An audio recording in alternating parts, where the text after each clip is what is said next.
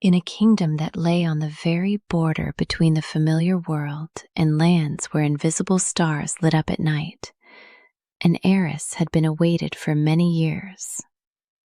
Then, one day, a daughter was born to the king and queen.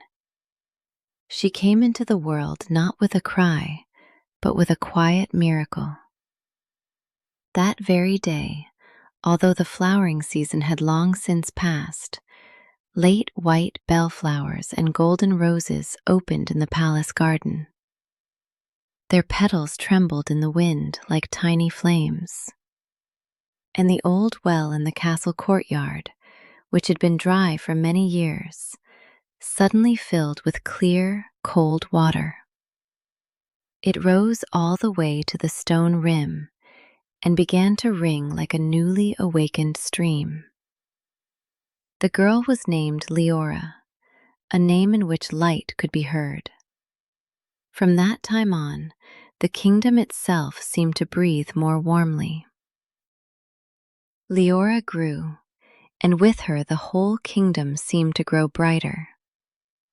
It was not only because of her beauty, though people would fall silent without meaning to whenever she entered a hall. Her greatest gift was something else. In everyone she met, Liora noticed the goodness and beauty that a person sometimes failed to see in themselves. Once she told the old baker that his voice was warmer than morning bread. From then on he sang as he worked, and passers-by slowed their steps outside his door. Liora told the lace-maker that her patterns resembled frosted branches on a window. And soon, the woman created lace unlike anything anyone had ever seen. Colors grew brighter around Liora.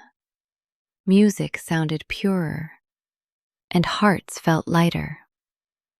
She was not a sun that dazzled, but a quiet mirror in which everyone saw the best in themselves. That was why she came to be called fairer than a fairy. Far from the human kingdom, in the realm of the fairies, stood Nabota's palace, motionlessly beautiful, as though carved from cold light. There, roses opened at a gesture of her hand. Music began with a single glance, and love was sustained by enchantments like a flame in a closed lantern. When word of Liora's title, fairer than a fairy, reached Nabota, she did not become angry at once. Fairies had long considered themselves the highest measure of beauty. But something else troubled the queen. The mortal girl was loved without spells, promises, or fear.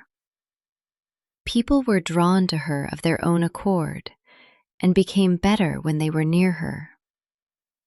To Nabota, love was a garden in which every flower grew by command.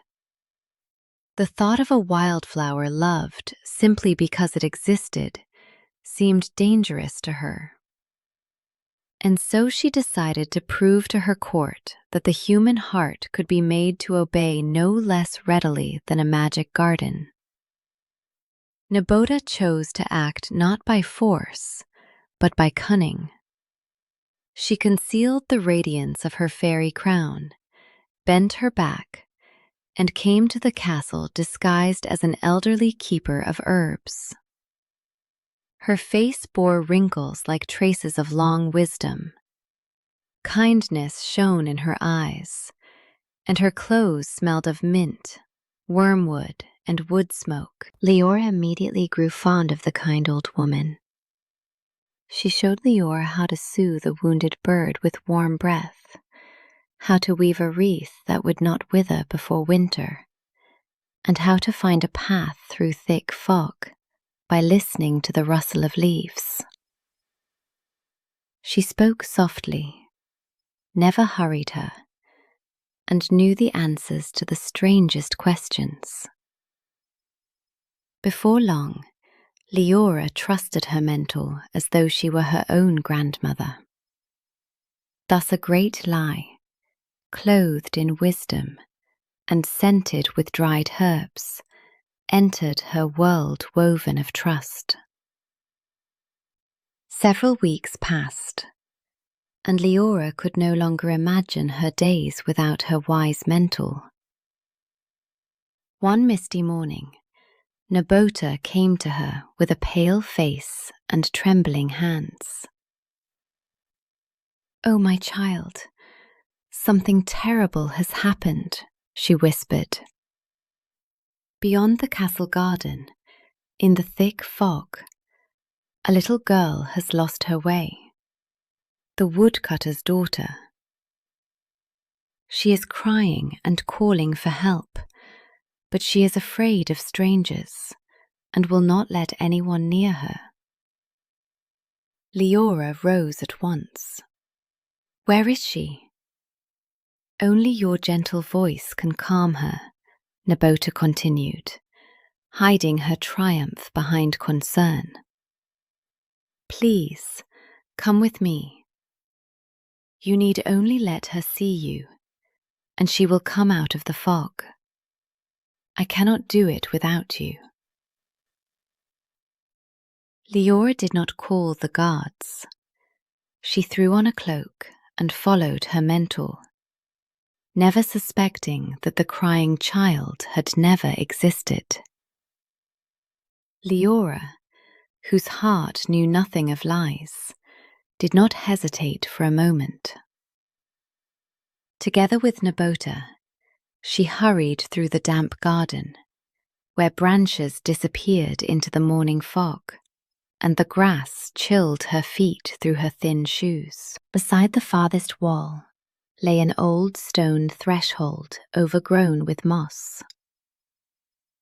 Palace servants whispered that it had once been a gateway to another world, but Liora had always thought it only a tale. "She is somewhere there, in the fog," Nabota said quietly. Liora boldly stepped over the stone. At that very instant, the garden vanished. Silver mist closed around her in a dense, soundless wall. There were no trees, no voice of her mentor, and no ground beneath her feet. Liora felt herself slowly sinking into a soft emptiness. She had taken one step to save another, and with that step, she left the familiar world forever. Liora awoke in a magnificent room, whose walls shimmered like ice beneath the moon. The silk coverlets were flawlessly smooth, and the golden patterns perfect. Yet all this beauty breathed cold.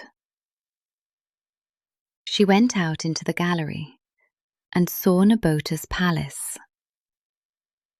In the garden, fountains rose in perfectly even streams, and the sound of falling water repeated again and again, without changing by so much as a single note.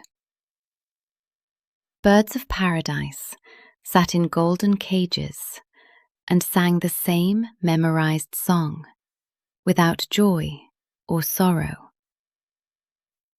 The flowers never withered, but they had no scent, as though spring itself were merely an artfully staged performance. Fairies and elves, beautiful as statues, walked along the marble paths. They moved stiffly, avoided one another's eyes, and spoke in colourless whispers, afraid of saying too much and disturbing the flawless order. Liora understood.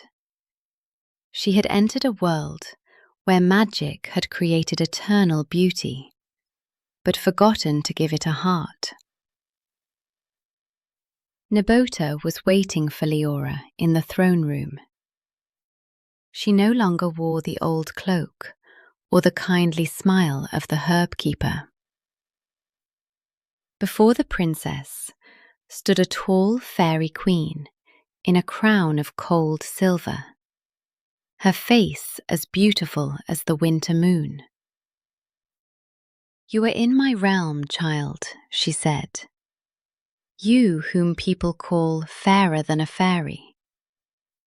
I want to learn what your human beauty and kindness are worth in a place where all things obey true perfection." Liora remained silent, still unable to believe the deception. "There is no road home for you," Nebota continued. "You will undergo my trials and prove that you are worthy to live among us. If you fail, you will remain here forever as one more silent ornament in my palace." It was not a condition, but a sentence, and every word the queen spoke became another bar in the invisible cage closing around Liora. Nebota led Liora into a vast empty hall, where every footstep echoed for a long time beneath the high vault. "This is the hall of unspoken words," the queen announced. "It is filled with the dust of grievances and regrets. Before dawn, you must clean it until it shines." She handed Liora an ordinary broom and a bucket of cold water. A faint smirk appeared on Nebota's lips. The heavy doors slammed shut, and a key turned in the lock. Liora looked around. The floor was covered with a thick layer of silvery, almost weightless dust. The moment she took a step, it rose and swirled in the air like disturbed mist. The task seemed simple, though it would take a long time. Liora rolled up her sleeves, gripped the broom more firmly, and swept it resolutely across the stone floor. But the cleared place immediately turned grey again. Liora set to work, but with every sweep of the broom, something strange happened. The silvery dust did not disappear. Instead, it rose higher and higher, filling the hall with a dense, cold mist. It became difficult to breathe, and the high stone walls and vaults gradually vanished behind the shimmering haze. Then Liora heard whispering. "I never found the courage to tell him he was wrong. What if she learns the truth about me? I swore I would return, but I could not keep my promise." The voices came from every direction, quiet, weary, and full of fear, shame, and regret. Every speck of dust held someone's unspoken feeling, frozen between the heart and the lips. Liora lowered the broom and listened. She realized that she had been trying to sweep away not dust, but the pain of others. Weightless, yet heavy as stone. Liora understood that the hall could not be cleaned by force. The harder she tried to sweep out the dust, the louder the voices became. So she set the broom aside, placed the bucket by the wall, and sat down on the cold marble steps in the very center of the hall. Closing her eyes, Liora began to listen. She did not argue with the whispers, seek someone to blame, or try to silence another's pain. "I hear you," she said softly to a voice filled with hurt. "Your fear is understandable," she answered another that trembled with uncertainty. "Your promise has not been forgotten," she whispered to the one who had been unable to return. She gave a name to every sorrow, every fear, and every hope. Each time a feeling was accepted, a silvery speck of dust gently settled on the floor and melted away. Liora did not fight the shadows. She took them by the hand, and her simple "I hear you" proved stronger than any spell. Then a miracle took place in the Hall of Unspoken Words. Every whisper that Liora heard and accepted grew quieter, as though a weary heart had at last found peace. The silvery dust stopped thrashing beneath the vaults and slowly settled onto the marble floor. When the last unspoken word had received comfort, the dust flared with gentle light and became a scattering of tiny, luminous seeds. They trembled as though awakening, rolled across the smooth slabs of their own accord, and disappeared into the narrow cracks between them. Dawn glimmered beyond the tall windows. The first rays fell upon the walls, and the hall shone with a cleanness no broom could ever have created. Liora still sat on the steps, tired, her hands lowered, but peaceful. Thus the bitter dust of regret, warmed by compassion, became the seeds of the future. The heavy doors of the Hall of Unspoken Words slowly opened. Standing on the threshold was not Nabota, but a young prince named Frat, her son.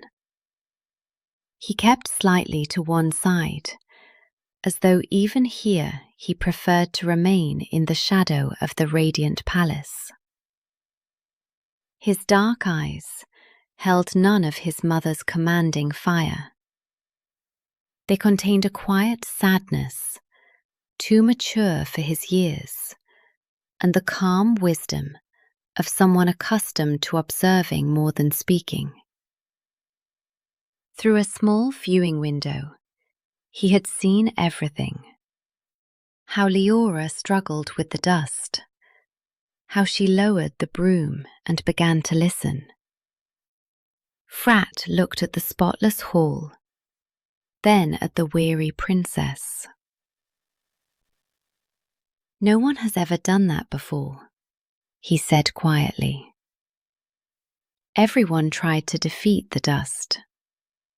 No one thought to speak to it." There was genuine admiration in his voice. To the prince of the realm of silence, her compassion was a miracle more powerful than all Nabota's magic. Frat did not speak of escape. He knew Nabota's power and had lived beneath her cold gaze for too long to promise what he could not fulfill. "I never wanted to rule," he confessed to Liora. "My place is among books and living creatures." He tended the palace libraries, copied ancient manuscripts, and secretly healed birds injured against the bars of the golden cages. For many years, Frat had felt that something in their flawless kingdom was deeply broken. Nothing here died, but almost nothing truly lived. He did not say that he would save Liora. He was not sure he could stand against his mother. But the following night, he quietly entered her room and placed beside the bed a bowl of hot herbal tea, scented with mint and linden blossom. "You should not have to go through this alone," he whispered. Seeing that Liora had not been broken and that an ally had appeared beside her, Nabata decided to increase the pressure. But Frat managed to warn the princess first. At night, he led her to a heavy tapestry at the far end of the room and found a hidden latch. Behind the cloth, a narrow panel opened without a sound. There, beyond the wall of the luxurious chamber, was a tiny room with a low ceiling, a narrow bed, and a single candle. A girl in a faded dress sat on the bed. Her name was Desira. Once she too had been a princess, but years of captivity had dimmed her eyes and made her forget hope. "She was my mother's previous guest," Frat whispered. "Desira failed the trials, and now no one is supposed to know about her."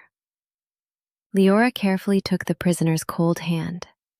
Behind the wall of her own prison lay another, even more terrible one, and Liora understood that despair had many rooms in this palace.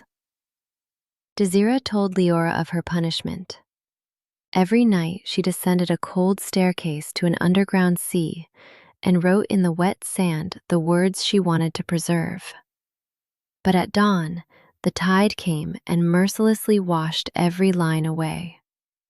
Year after year, Desira wrote confessions, prayers, and memories until she stopped believing that anyone needed her words. Liora did not promise her a swift rescue or offer empty comfort. She simply stayed beside her. She shared the bread Frat secretly brought and told her of home, where roses smelled sweet after the rain, and the water in the old well rang beneath the morning sun. Gradually, Desira began to listen, and then to speak. Thus a quiet friendship was born between them, not a struggle for attention, but an alliance of two hearts that would no longer allow each other to be alone. Nabota saw that the first trial had not broken Liora.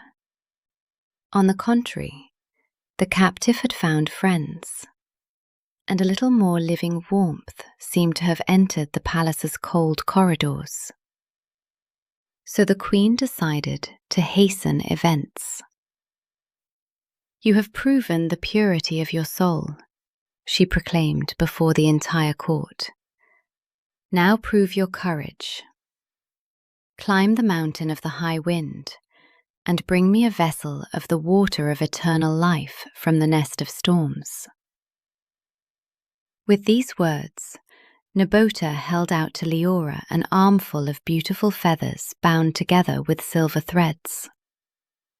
They shimmered with blue, gold, and violet light, and looked like real wings. "Put them on, and they will carry you to the very summit," the queen said with a gentle smile. Liora accepted the gift, failing to notice the cold glint that flashed in Nabota's eyes. She had been given wings, made not for flight, but for falling. At the foot of the mountain of the high wind, a bottomless chasm barred Liora's way. Gusts roared above it, and beyond the black cliffs rose the summit, where the nest of storms lay hidden. Liora fastened the iridescent wings to her back, took a running start, and stepped into the void. But instead of flying, she felt herself plummet. The air tore the breath from her lungs, and the cliffs spun before her eyes.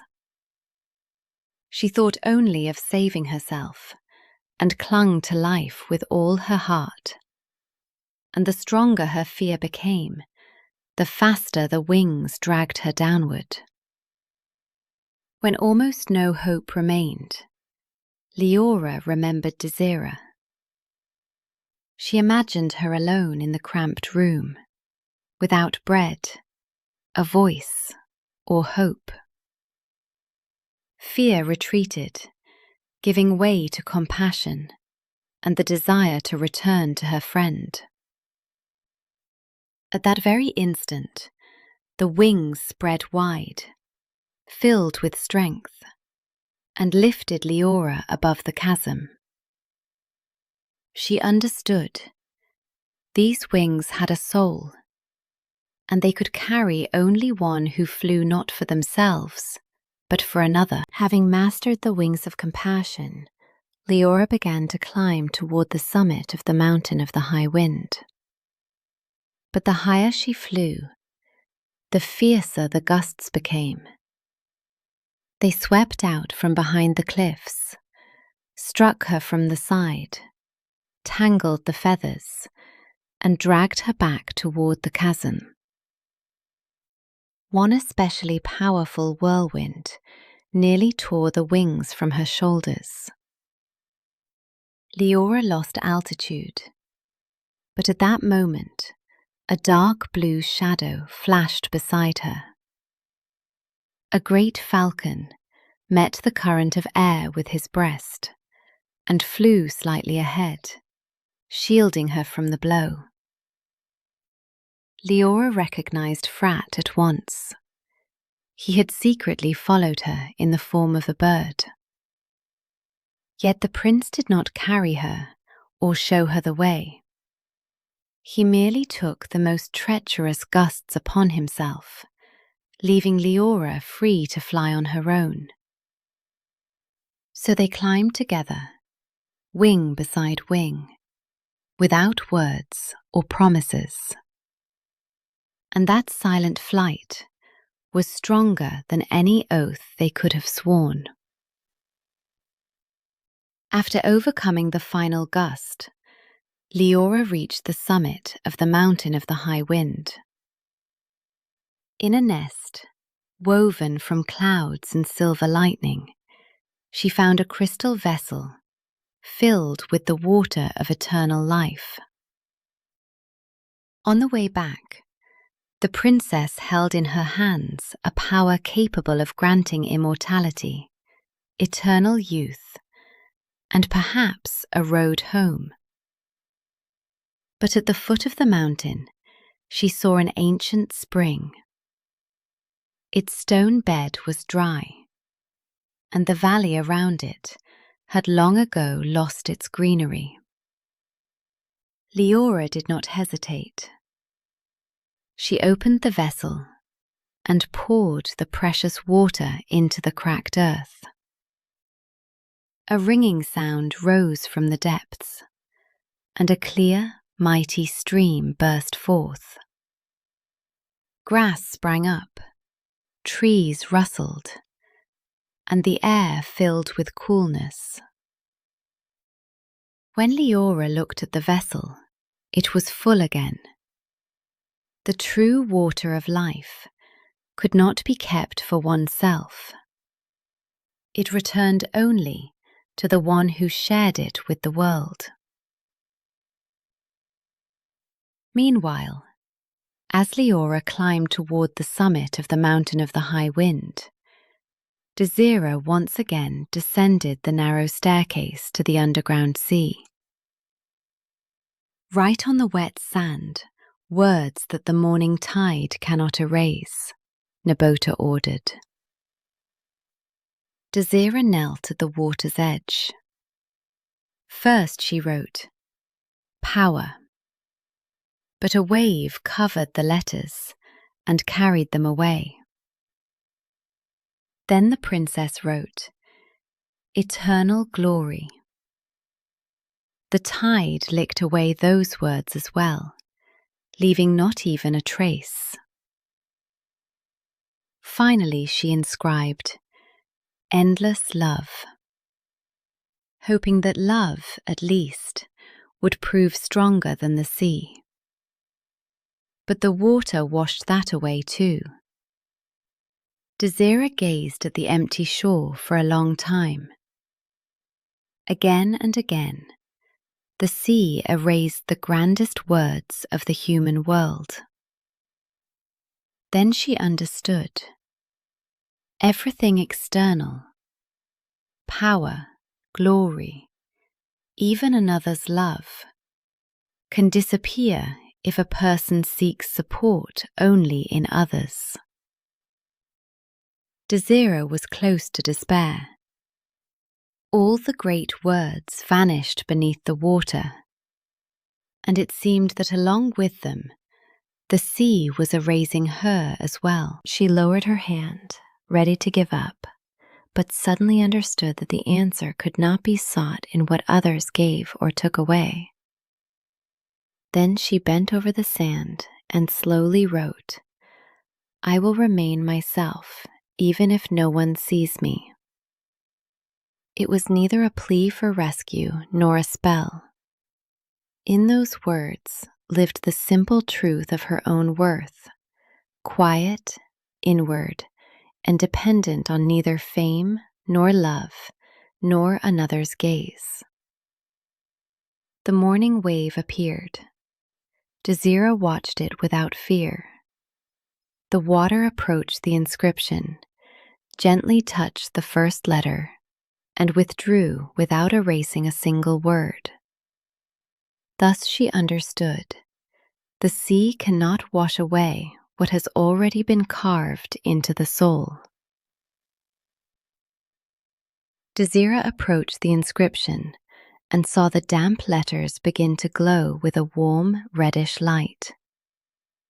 The grains of sand around them trembled, fused together, and slowly hardened, as though an invisible fire were melting the shore without smoke or heat. Moments later, a thin copper tablet lay upon the wet sand. Desira lifted it with both hands. On its smooth surface were forever imprinted the words, "I will remain myself, even if no one sees me." But the miracle was not over. When she turned the tablet over, fine lines, signs, and the outlines of unknown roads appeared on the reverse. It was a map leading to Nabota's final trial. Thus Desira's quiet truth became solid copper.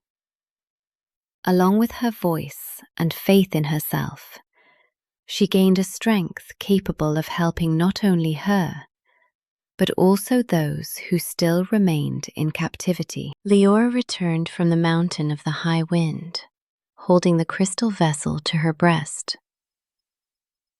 That same day, Desira left the hidden room by herself for the first time, carrying the copper tablet. Frat met them at the door. Nabota saw that the trials had not broken the prisoners, but had made them stronger and drawn them closer together. Her face became colder than marble. "The Silver-Footed Doe dwells in the forest of 7 paths," she said. "Bring her to me alive. This is your final task." When the queen had gone, Desira turned over the tablet. Lines flared upon the copper, showing a path to the dark forest beyond the northern towers. Liora, Desira, and Frat exchanged glances. They were no longer lonely prisoners. The 3 whom Nabota had tried to break one by one set out together to meet the final riddle. The forest of 7 paths greeted the travellers with a silence in which even their footsteps were lost. The roads divided, intertwined, and returned once more to the same place, as though the forest did not wish to release those who entered beneath its canopy. Before long, Frat noticed small, distinct prints of silver hooves in the damp earth. The Silver-Footed Doe's trail led between dark fir trees, and the 3 hurried after it. But Liora was the first to sense something was wrong. Where the doe had stepped, the grass was not crushed. It had turned pale, as though life were leaving it. Leaves on the branches she had brushed curled up and lost their colour. Liora knelt and touched one of the tracks. It carried not the scent of a forest animal, but a faint, almost inaudible sadness. "She is not running away from us," Liora whispered. "I think she is calling us to follow." Frat took the bow from his shoulder, while Desira began to unfold the fine net they had brought from the palace.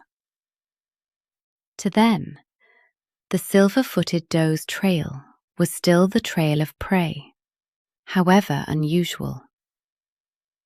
"Wait," Liora said softly. "Can you not feel it? She is not fleeing from us." Her friends stood still. "There is sorrow in every one of her tracks," Liora continued. "She is suffering, and she is leading us somewhere.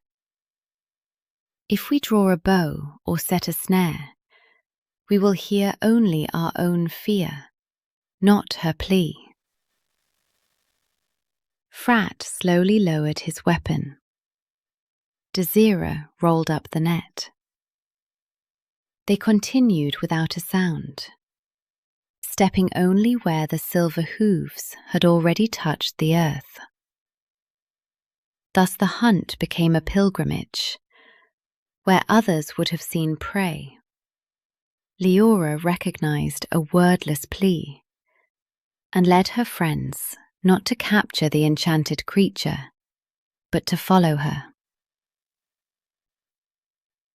The Silver-Footed Doe led them ever deeper into the forest of 7 paths. She moved soundlessly, glancing back only now and then, as though checking that the travellers had not lost the trail. At last the trees parted, revealing a hidden lake. Its water was dark and still, like an enormous black mirror, in which not a single ray trembled. The doe approached the very edge, lowered her head, and touched the water with her lips. Liora, Desira, and Frat drew near and looked into the lake over her shoulder. But there was no animal in the reflection. A beautiful, majestic fairy in a royal crown looked back at them. Her face held deep sorrow, and her silver mantle seemed woven from moonlight. Frat turned pale. He recognized the ancient signs of lawful rule. "It is the former queen," he whispered. Many years before, Nabota had overthrown her, taken away her form, and imprisoned her soul in the silver body of a doe. As the hero stood beside the black lake, unable to look away from the reflection, the water trembled at its center. From the depths rose a quiet, melodious voice, like the ringing of a distant bell. "You have seen the truth hidden by the curse," it said. "Before you stands the rightful queen of the fairies, stripped of her form by Nabota. But the dark magic is too powerful to be destroyed by a single spell. 3 silver circles spread across the smooth surface. The queen will return only when 3 souls freely and without regret give up what they consider most important to them," the voice continued. "Each must offer the symbol of their strength and hope. Only 3 pure sacrifices can counterbalance the evil. The lake grew still again. Now it demanded neither courage nor cunning, but a gift more precious than any gold. The heroes did not argue with the lake's ancient law. Desira was the first to step forward. She approached the water holding the thin copper tablet in her palms, the very one upon which the words that had defied the tide remained forever. Desira looked at it with a faint smile. Once the tablet had been the only proof that her voice existed and that she had managed not to lose herself. "I give the symbol of my strength and fortitude," she said clearly, "because I no longer need to prove to myself or to others who I am. Now I know." She lowered the tablet into the dark water. The copper flared with warm red light, became transparent, and slowly dissolved without leaving a trace. Desira released the symbol of her victory without regret, and the lake accepted her gift. Frat approached the lake second. He was silent for a time, then drew from inside his coat a small carved key of black wood tied with golden thread. "This is the key to the royal library," he said. "In our family, it signifies the right to preserve ancient knowledge and one day ascend the throne. My mother gave it to me as her heir." Frat looked at the key that for many years had bound him to the future Naboda had chosen for him. "I give up the right to inherit her power, built on fear," he said firmly. "True power lies neither in a crown nor in keys. It lies in the freedom to choose one's own path." He threw the key into the dark water. The golden thread flared, the black wood scattered into sparks, and it vanished. Thus Frat released the future imposed upon him and became free for the first time. Liora approached the lake last. In her hands she held the crystal vessel of the water of eternal life, one at the summit of the mountain of the high wind. This water was her only hope of returning home in an instant. Liora looked through the vessel's transparent walls and remembered her parents, the flowering garden, the old well, and the warm light in the castle windows. For a moment, her heart tightened with longing. Then she raised her eyes to the Silver-Footed Doe and saw in her sorrowful gaze the long years of another's captivity. "I give up the chance to return home at once," Liora said quietly but firmly. "Because home is not only where familiar walls stand, it is wherever trust, kindness, and love live." She opened the vessel and slowly poured the radiant water into the dark lake. Her last hope of an easy rescue vanished with the silver stream, yet her face showed neither regret nor fear. As soon as the final drop of the water of eternal life touched the lake, its dark surface blazed with dazzling golden light. The Silver-Footed Doe slowly entered the shining water, and her silver coat began to dissolve like morning mist. Before Liora, Desira, and Frat, a beautiful fairy woman rose from the lake, wearing a royal crown and garments woven of light. There was no longer any sorrow in her wise eyes. At that same instant, the whole realm came alive. The birds of paradise forgot their memorized songs and began to chirp, each in its own way. The fountains murmured freely, changing their voices with every turn of the water. The tangled roads of the Forest of Seven Paths straightened and joined together, opening paths to every corner of the world. Thus 3 freely given gifts destroyed the great evil.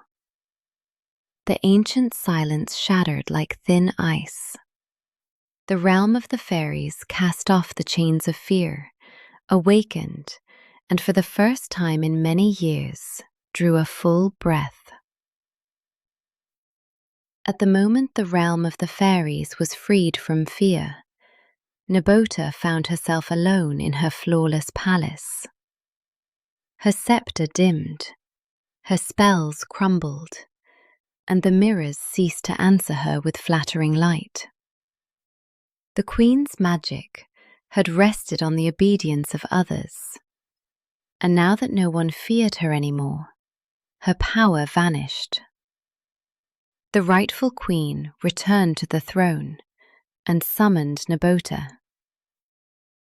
"Your misfortune, sister, is that you spent too long looking into mirrors in search of your own superiority and forgot how to see living beings," she said. Nabota was neither executed nor imprisoned. She was sent to a distant garden at the edge of the realm, where there were no mirrors or courtiers. There she would have to water the flowers herself, tend broken branches, and listen to the free song of the birds, learning to care once more. When all was over, the rightful queen offered to open a road home for Liora with a single wave of her hand. The princess was already imagining the familiar walls, the garden, and her parents' faces when Frat approached her. He was now free of his mother's will, but there was neither demand nor certainty of a right to her love in his gaze. He looked at Liora tenderly and a little sadly, understanding that different roads lay between their worlds. "Liora, I know your home is waiting for you," he said. "But one day, I would like to see the garden at the border of the human world that you told me about." He did not ask her to stay or make grand vows. He merely asked permission to come to her world someday. And in that simple request, there was more love than in the most solemn promises. Liora listened to Frat, and her heart filled with quiet warmth. His words contained neither a request to give up her home, nor an attempt to keep her beside him. He left her free, the same freedom for which they had fought together. She looked at him and gave him her brightest, clearest smile. "That garden will always be glad to see you, Frat, and so will its mistress." She added nothing more. It was not a lifelong vow, a promise of marriage, or a pact between two worlds. Liora had simply opened a door before him and allowed him to decide when he would pass through it. She did not say yes forever. She said yes to their next meeting, and for that reason, her answer was more honest and more precious than any solemn vow. A year passed. Liora returned home, but she did not shut herself behind the palace walls. At the very border between the human and fairy realms, she opened the house by the silver spring, where weary travellers, both humans and fairies, found warmth, shelter, and help, and regained hope and peace. Desira became the keeper of the house and of the sea letters. She taught every guest to find the words they were afraid to say, even to themselves, and to write them down with care until their heart grew lighter. Frat often flew to the spring in the form of a dark blue falcon, and then became a man again. He and Liora lived between two worlds, bound neither by the command of fate, nor by an eternal vow. Each day they chose trust, kindness, and each other anew, learning to listen to and cherish their love. Thus their story became a quiet parable.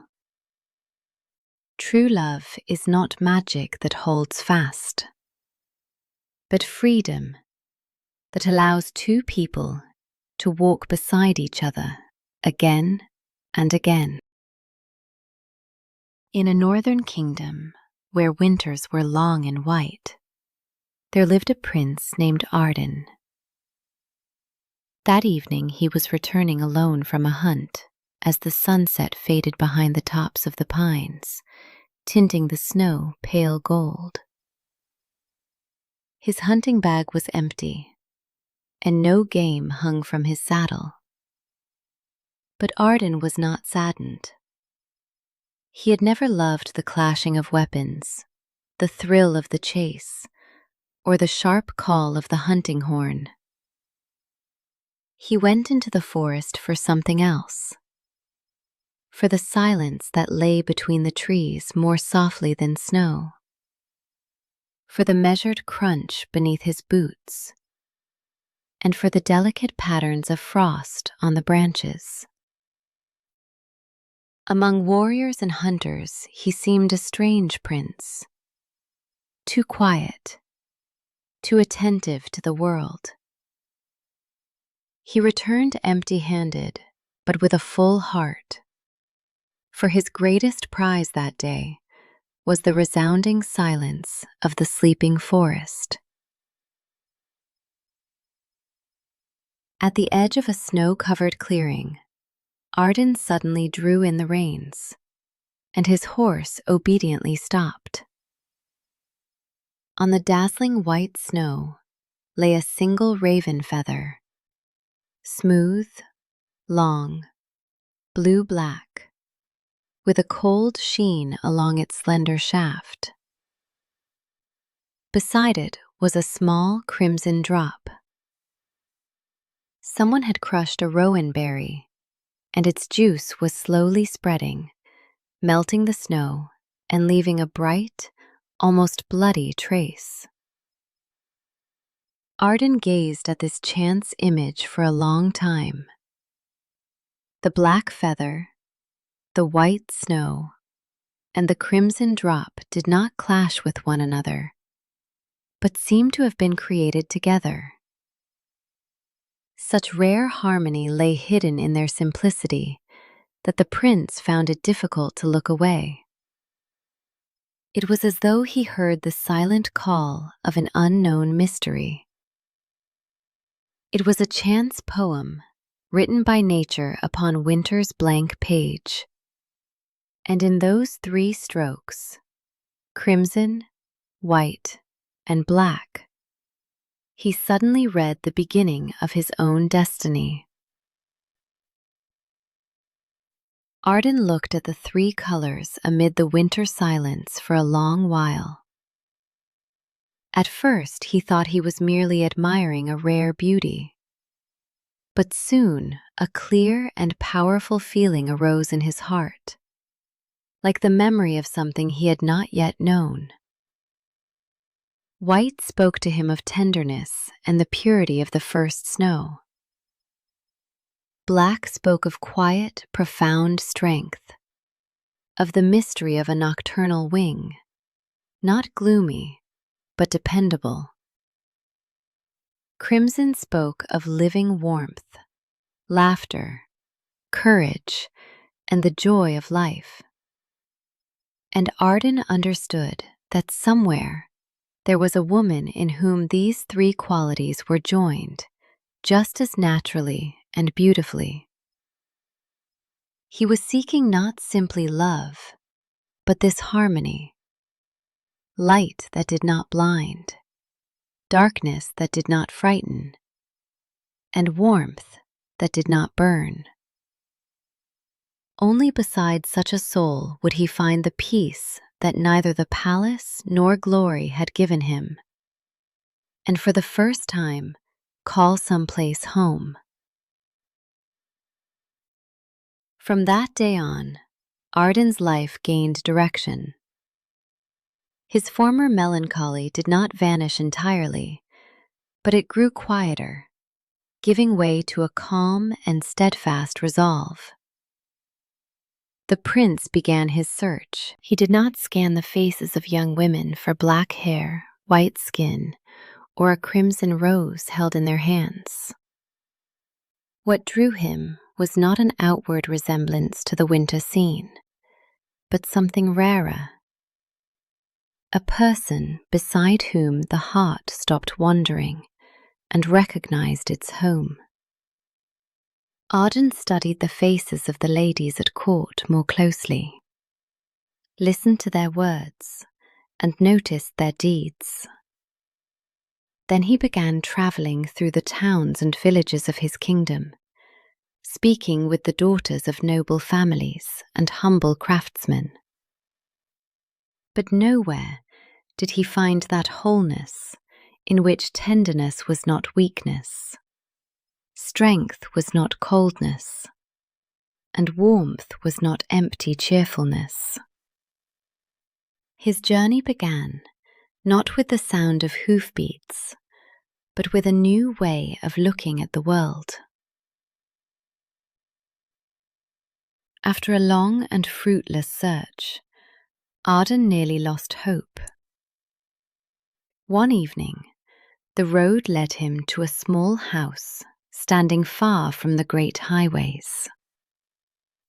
The door was opened by an elderly woman with clear eyes and hands that smelled of earth, mint, and dried herbs.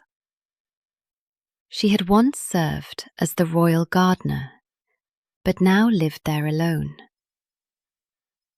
She fed the prince hot soup, set a cup of herbal brew before him, and quietly asked why he was so sorrowful.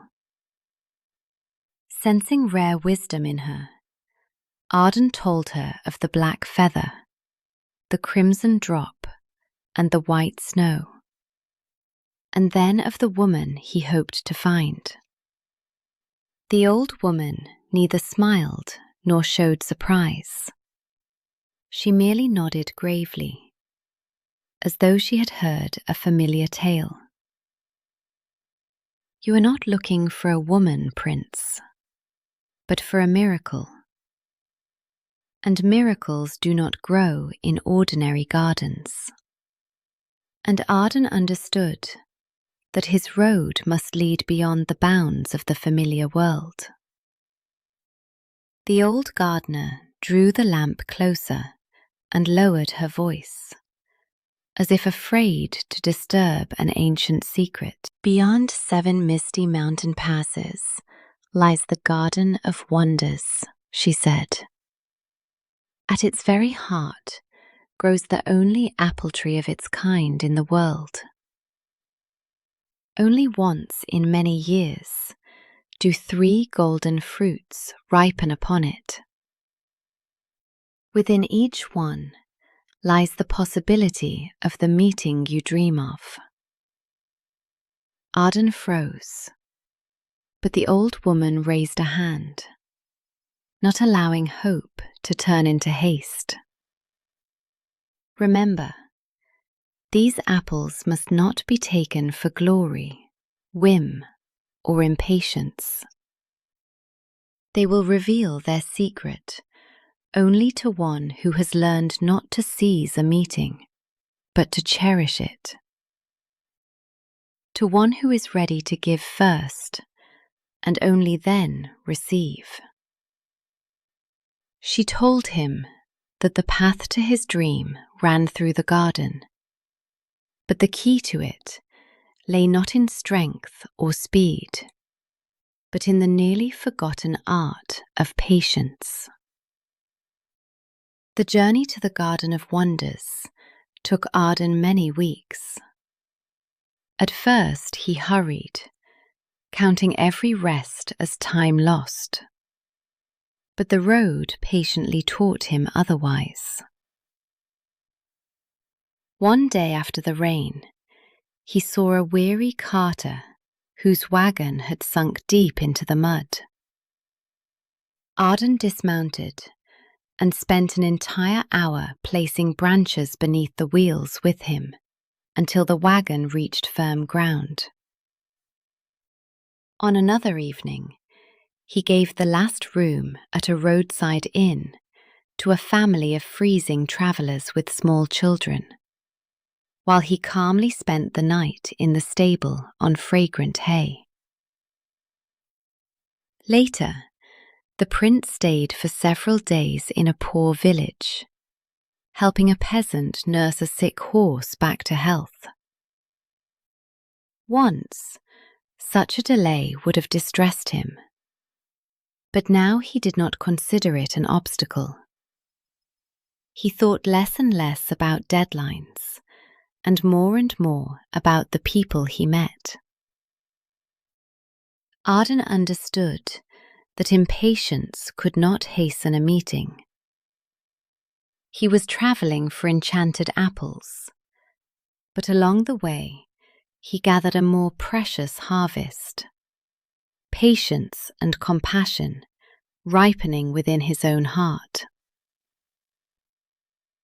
At first, every stop seemed to Arden an irritating hindrance. It felt as though the stuck wagon, the sick horse, or a request for shelter were taking him farther from the Garden of Wonders and the meeting for which he had left his home. But gradually, his irritation faded. He saw gratitude in people's eyes and noticed how his soul grew quieter after every kind deed. Then Arden remembered the old gardener's words and finally understood their meaning. The road was not hindering his search. The road itself was the search. It was teaching him patience, compassion, and the rare ability not to hurry life. Now he could stop, hear another person's pain, and remain beside them without thinking of lost time. Arden was seeking the Garden of Wonders beyond 7 passes, while all along he was cultivating a garden within his own soul. And when the final pass appeared ahead, he no longer hurried. He was ready for the meeting. At last, after crossing 7 misty passes, Arden saw the Garden of Wonders. He had expected marble terraces, tall fountains, and rare flowers, but before him lay a quiet valley, hidden in the very heart of the mountains. Everything there was simple and perfect. Clear springs murmured between ancient apple trees. Leaves rustled almost inaudibly above the path, and bees droned lazily in the warm air. The air seemed so transparent that it could be scooped up in one's hands. A faint sweetness of flower pollen lingered on the lips. Arden walked slowly, afraid to disturb the peace of that place. The silence was so deep that it seemed possible to hear the grass growing and the fruit filling with juice. The garden resembled the very beginning of the world, when everything still knew its place and nothing had learnt to hurry. At the tallest apple tree, Arden was met by the keeper of the garden, a woman with clear eyes who looked remarkably like the old gardener. Without saying a word, she pointed to 3 golden apples and allowed him to take them. On the return journey, among the dry stones of the pass, the prince began to suffer from thirst. Yet more than water, he longed to see the promised miracle. Impatience prevailed. Arden cut open the first apple. From its golden heart emerged a beautiful young woman in snow-white garments. "Water?" she asked softly. Then Arden remembered in horror that he had not filled his flask before setting out. Only a few drops remained at the bottom. He offered them to the young woman, but they were not enough. She smiled gently, as though forgiving him, turned into a delicate edelweiss, and withered at once, scattering into pale dust. Thus impatience killed the miracle itself. Arden understood that longing for a meeting and being ready for it were two different things. The first lesson was bitter. Love requires foresight. Continuing his journey, Arden boarded a ship to cross the cold sea. This time his flask was full, and the prince believed that his former mistake would not be repeated. But soon the sky darkened. A piercing rain poured down. The wind tore the sails, and the waves began tossing the vessel from side to side. Seeing so much water all around him, Arden decided that the right moment had come, and cut open the second golden apple.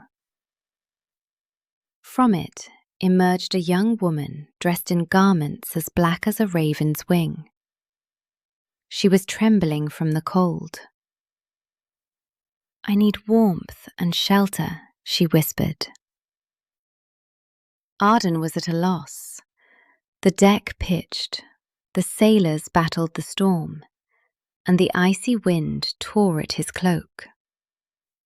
He tried to shelter the young woman, but it was not enough. She looked at him with quiet compassion, turned into a black feather, and flew away into the rainy night. Then Arden understood that it was not enough to prepare for a past misfortune. One must also know how to create peace in the midst of a storm. His second lesson was patience. After the second loss, Arden could not look at the sea for a long while without pain. When the storm subsided, he continued homeward, and the last golden apple lay in his bag. Now the prince did not touch it without need. He understood that the fruit was not a reward or a toy, but a life entrusted to his care. To open it in the middle of the road, amid cold, wind, and chance, would mean once again placing his own desire above another's fate. And so Arden decided to wait. One could not prepare for the most important meeting while rushing onward. It required silence, dependable shelter, and peace within the heart. He did not return to the palace as a victor. There were no trumpets and no splendid spoils. A weary, humbled traveller entered through the gates, carrying one apple and two bitter lessons. Now he knew that before welcoming a miracle, one must create a safe home for it. The next morning, Arden awoke before sunrise. He did not hurry, but lay listening as the palace filled with the quiet sounds of a new day. Then he took the last golden apple and went to a secluded part of the garden, where an old spring, overgrown with moss, flowed from beneath the roots of an ancient willow. Arden filled a clean earthenware jug with fresh, cold water. Nearby, he gathered dry branches and kindled a small, hot fire. He spread a warm travelling cloak upon the grass so that it could shelter the one who would come.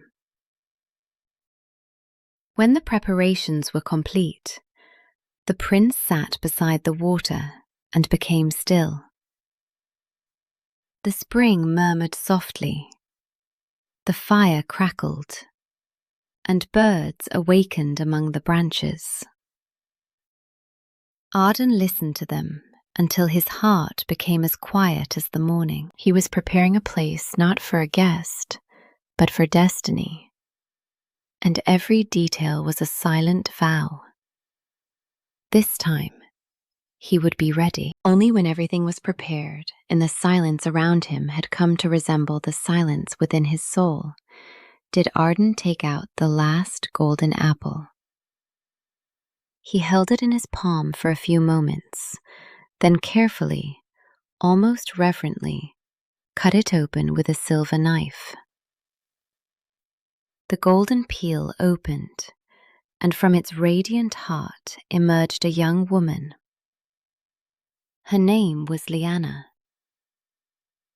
Her hair was black as a raven's wing against a winter sky. Her skin seemed white as the first untouched snow, and a living crimson blush glowed upon her cheeks, bright as a drop of rowan juice. But Arden did not look at those colours. He was struck by her eyes. Clear, calm, deep, and remarkably attentive. There was neither fear nor demand in them. Liana looked at him as though she saw not a prince, not a traveller, and not a seeker of wonders, but his whole heart. She stepped from the golden fruit, and the winter premonition became a living, breathing soul. Liana did not rush towards Arden or speak the words of gratitude expected from a rescued heroine. She calmly accepted a cup of water from his hands, took several slow sips, and sat beside the fire, stretching her palms toward the warmth. The prince did not hurry her. He merely placed the travelling cloak around her shoulders and remained beside her, listening to the murmur of the spring. At last, Liana raised her clear, attentive gaze to him. "Thank you for the water and warmth, Prince. You prepared for our meeting. But tell me, have you learned what matters most? Can you listen when an answer does not come at once? Can you wait without demanding anything in return?" Arden understood that she was not a reward for the road he had travelled, but a living soul who chose for herself whom to trust. And so he answered not with words. He simply sat across from her and prepared to wait as long as she needed. Arden did not tell Liana of the 7 passes, the stormy sea, or the 2 lost miracles. He did not promise her eternal devotion or try to seem wiser than he was. After a long pause, he raised his eyes to her and answered simply, "I do not know, my lady, but I am learning." Liana studied him closely. In those words, there was neither a beautiful pose nor a wish to please her.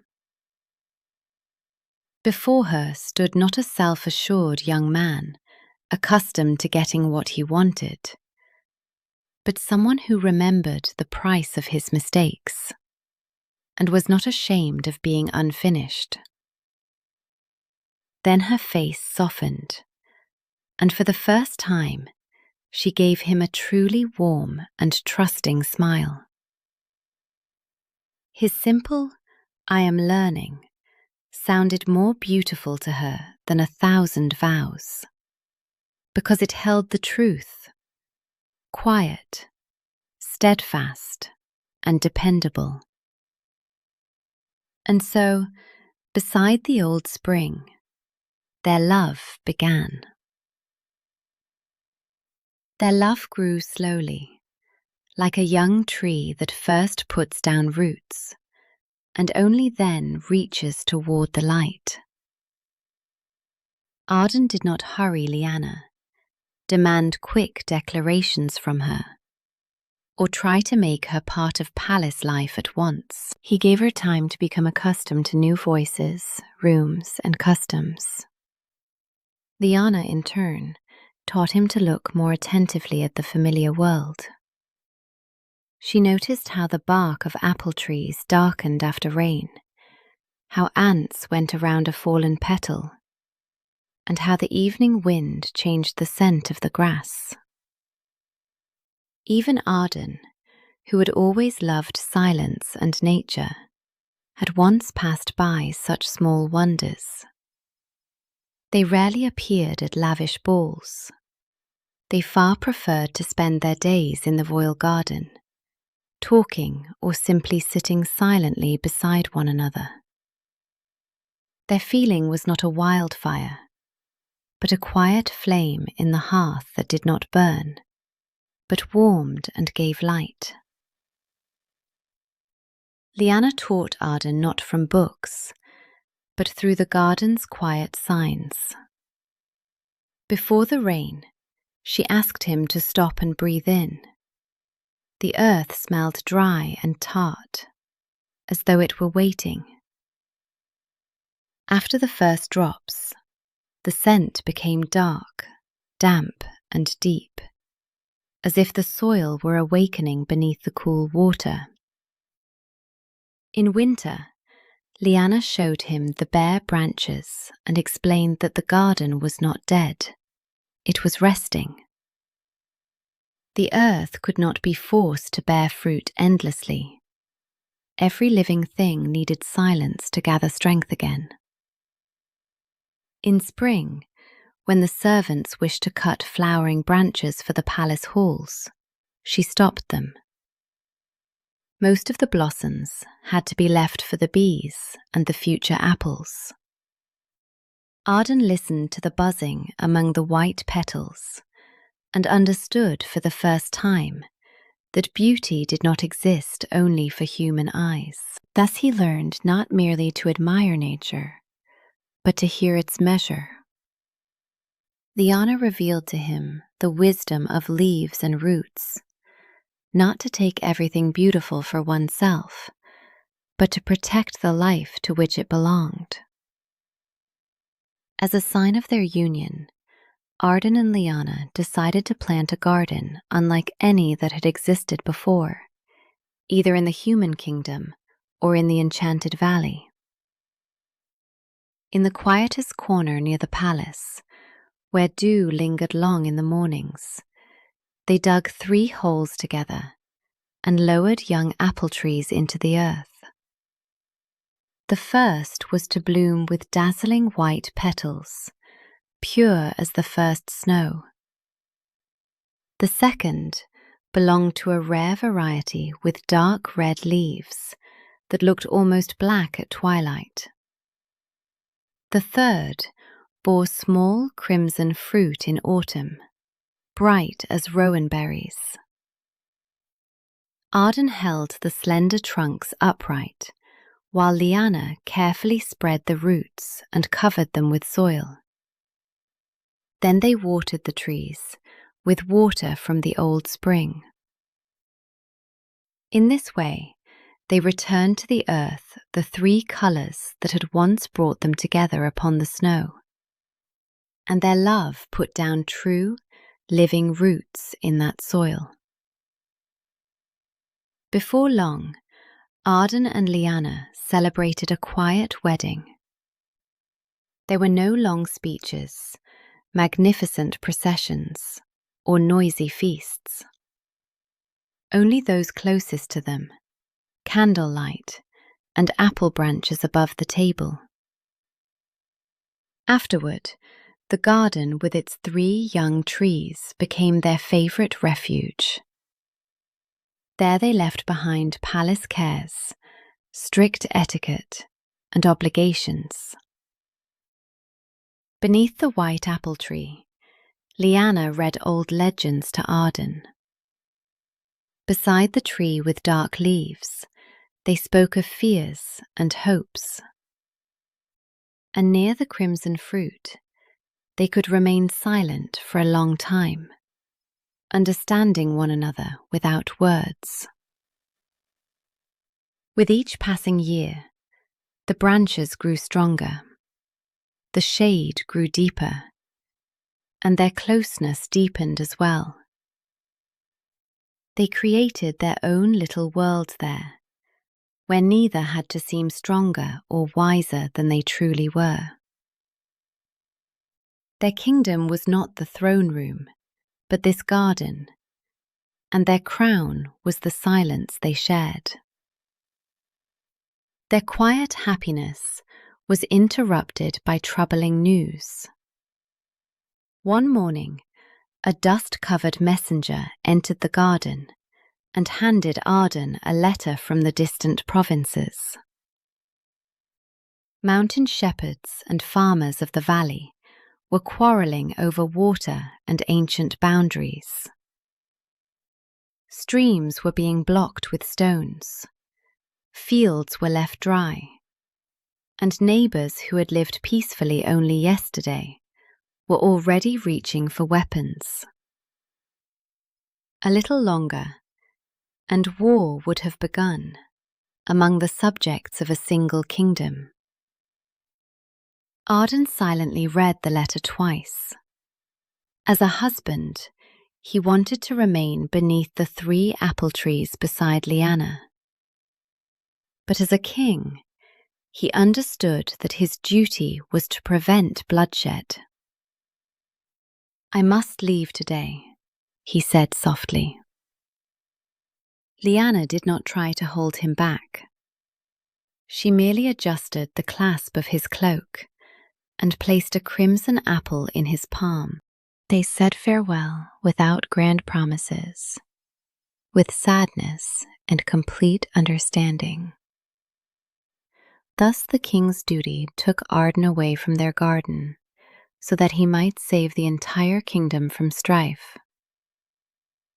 Arden did not set out at the head of an army. He took with him only a few wise advisers, a scribe, and an elderly surveyor who knew the riverbeds and the ancient borders. The sword at his side was more a sign of royal dignity than a threat. He was not going to decide who was right and who was wrong. Arden wanted to hear the shepherds who had lost their summer watering places, and the farmers whose fields were withering without water. He hoped to find a solution in which neither side would feel defeated. Before leaving, he held Liana's hands for a long time. "I will return as soon as I can," he promised. They both understood that the journey would be long. Reconciliation required not the strength of a sword, but patience, attention, and wisdom. Arden was going to remind the people that they drank from the same river and lived beneath the same sun. After Arden's departure, Liana remained at the palace beside the Queen Mother. She was a proud, commanding woman, who for many years had been accustomed to considering herself the sole mistress of the royal household. Every order there had once been spoken in her voice, and every important decision had passed through her hands. She had never believed the story of the young woman who emerged from a golden apple. The queen saw Liana not as a miracle, but as a cunning stranger, perhaps a sorceress who had secretly subdued her son's heart. Liana's quiet influence irritated her most of all. Arden did not argue with Liana, but he listened to her more attentively than to his mother's counsels at court. Now the palace was empty without the king, and in that silence, the old jealousy awakened completely. The Queen Mother decided that fate itself had given her the chance to rid herself of her daughter-in-law, reclaim her son, and once again become the only absolute power in the palace. The Queen Mother decided not to spill Liana's blood. Death might provoke questions, pity, and Arden's anger. It would be far safer to erase her from the palace, replace her with another woman, and make everyone grow accustomed to the substitution. For this, she chose Mireia, one of the young women she had raised. The girl was not wicked. She was timid and lonely, and all her life she had dreamed of earning praise just once. "You will put on her dresses and take her place," the queen whispered. "You will become her shadow. When the prince returns, be quiet and obedient, and agree with his every word. Men love submissive women. Soon he will forget his sorceress and fall in love with you." Mireia turned pale, but the queen went on promising her honor, respect, and Arden's own gratitude, as well as protection from any judgment at court. She presented the frightened girl not with a crime, but with a role in a performance whose reward was to be another woman's love and another woman's place in the sun. The Queen Mother waited a long time for the right moment. One afternoon, with uncharacteristic kindness, she invited Liana to walk with her in the park and said that she wished to show her a rare flower. They passed the familiar avenues, descended to an overgrown pond, and stopped at an old summer pavilion, long abandoned by the gardeners. Inside, it smelled of dampness, dust, and withered leaves. The moment Liana crossed the threshold, the queen locked the door. From the folds of her dress, she drew a tarnished silver amulet, covered in ancient symbols. Its dull stone flared with a cold light. The queen spoke forgotten words, and the air around Liana began to tremble. It was not a spell of death. It caused the body no pain. It erased name, memory, love, and the very thread connecting a person to herself. Liana tried to call out for Arden, but she could no longer remember his name. In the silent pavilion, words turned a living soul into a blank page. Liana did not fall or disappear. First her face grew pale. Then her hands and shoulders became transparent, like morning mist above the water. The outlines of her body wavered and dissolved in the cold radiance, and the spell gently, but inexorably, drew her toward the overgrown pond. The Queen Mother stepped back as Liana's luminous form slipped through the stone steps and entered the dark water. For a moment, 3 colors lit the depths.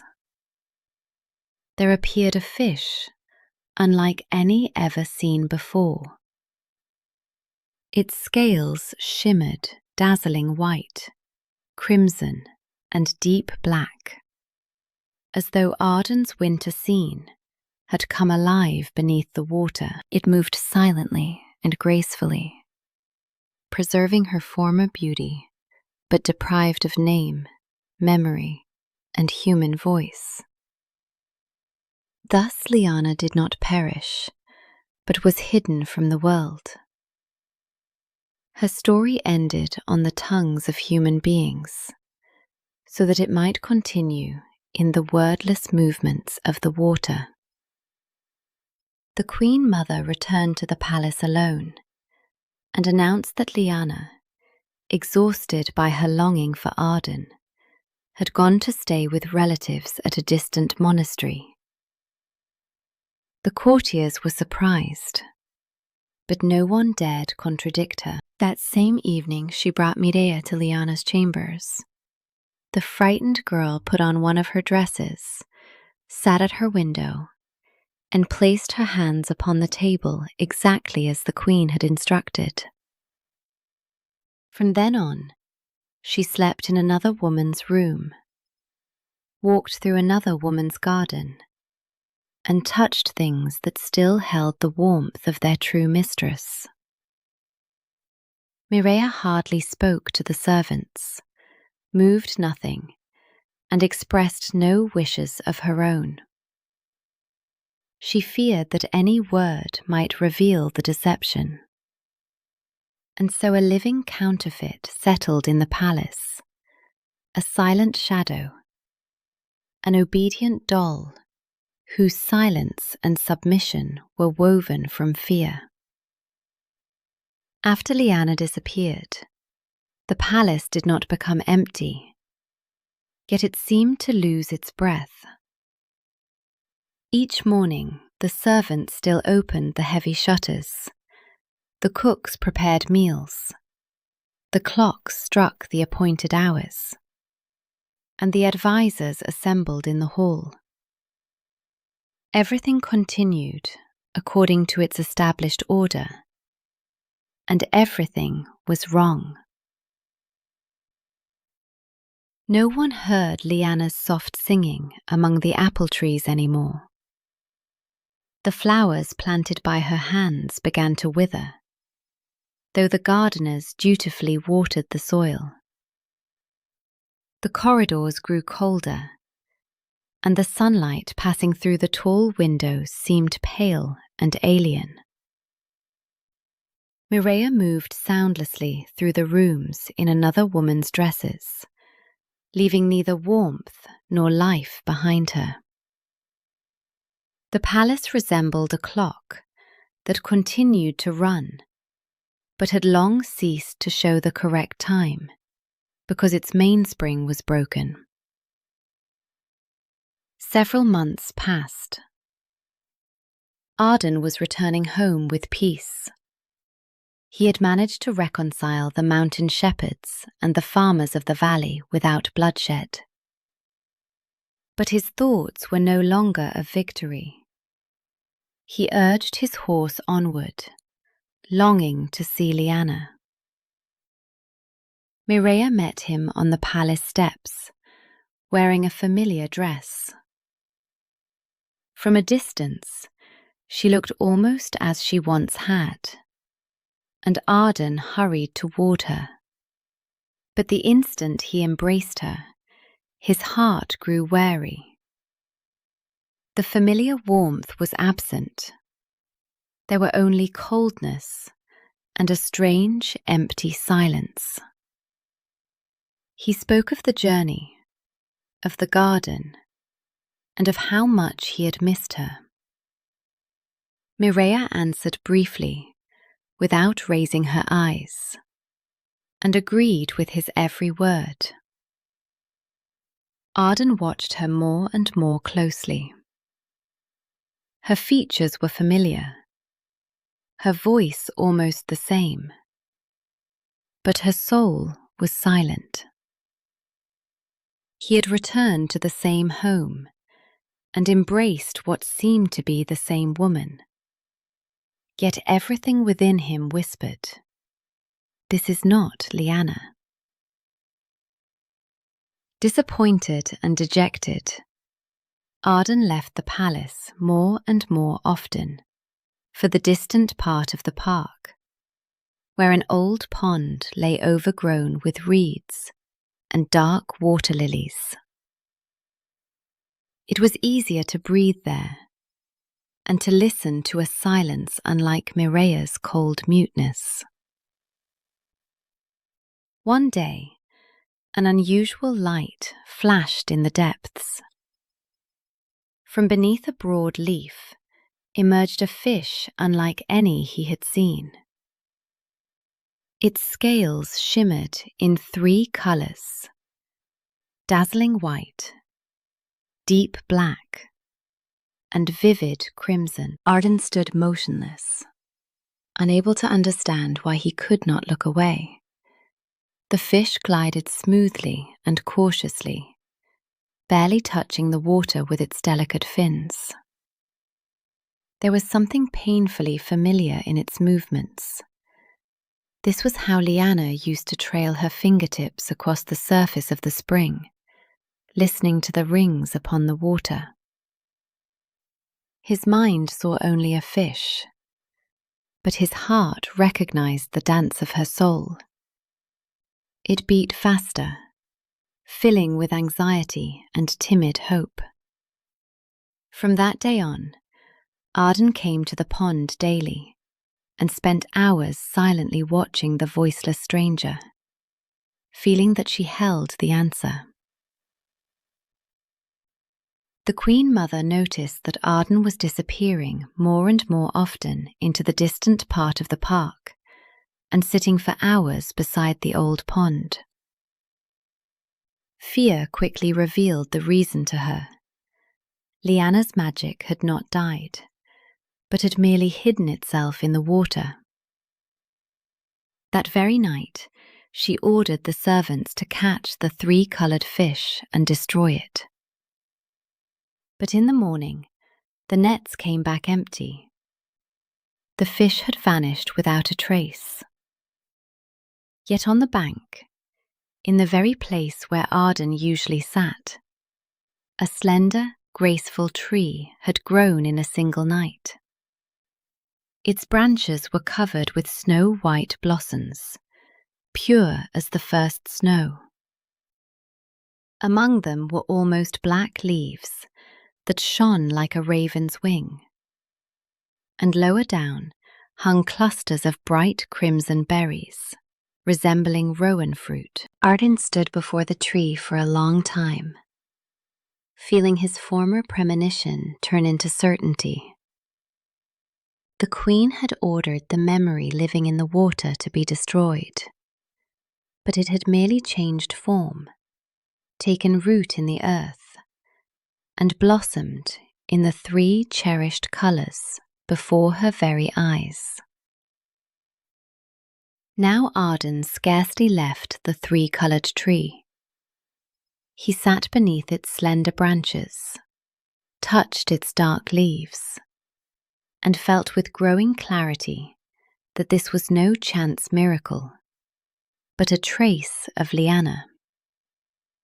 Seized by panic, the Queen Mother ordered the gardeners to uproot the tree at once and burn it to the last branch. They obeyed.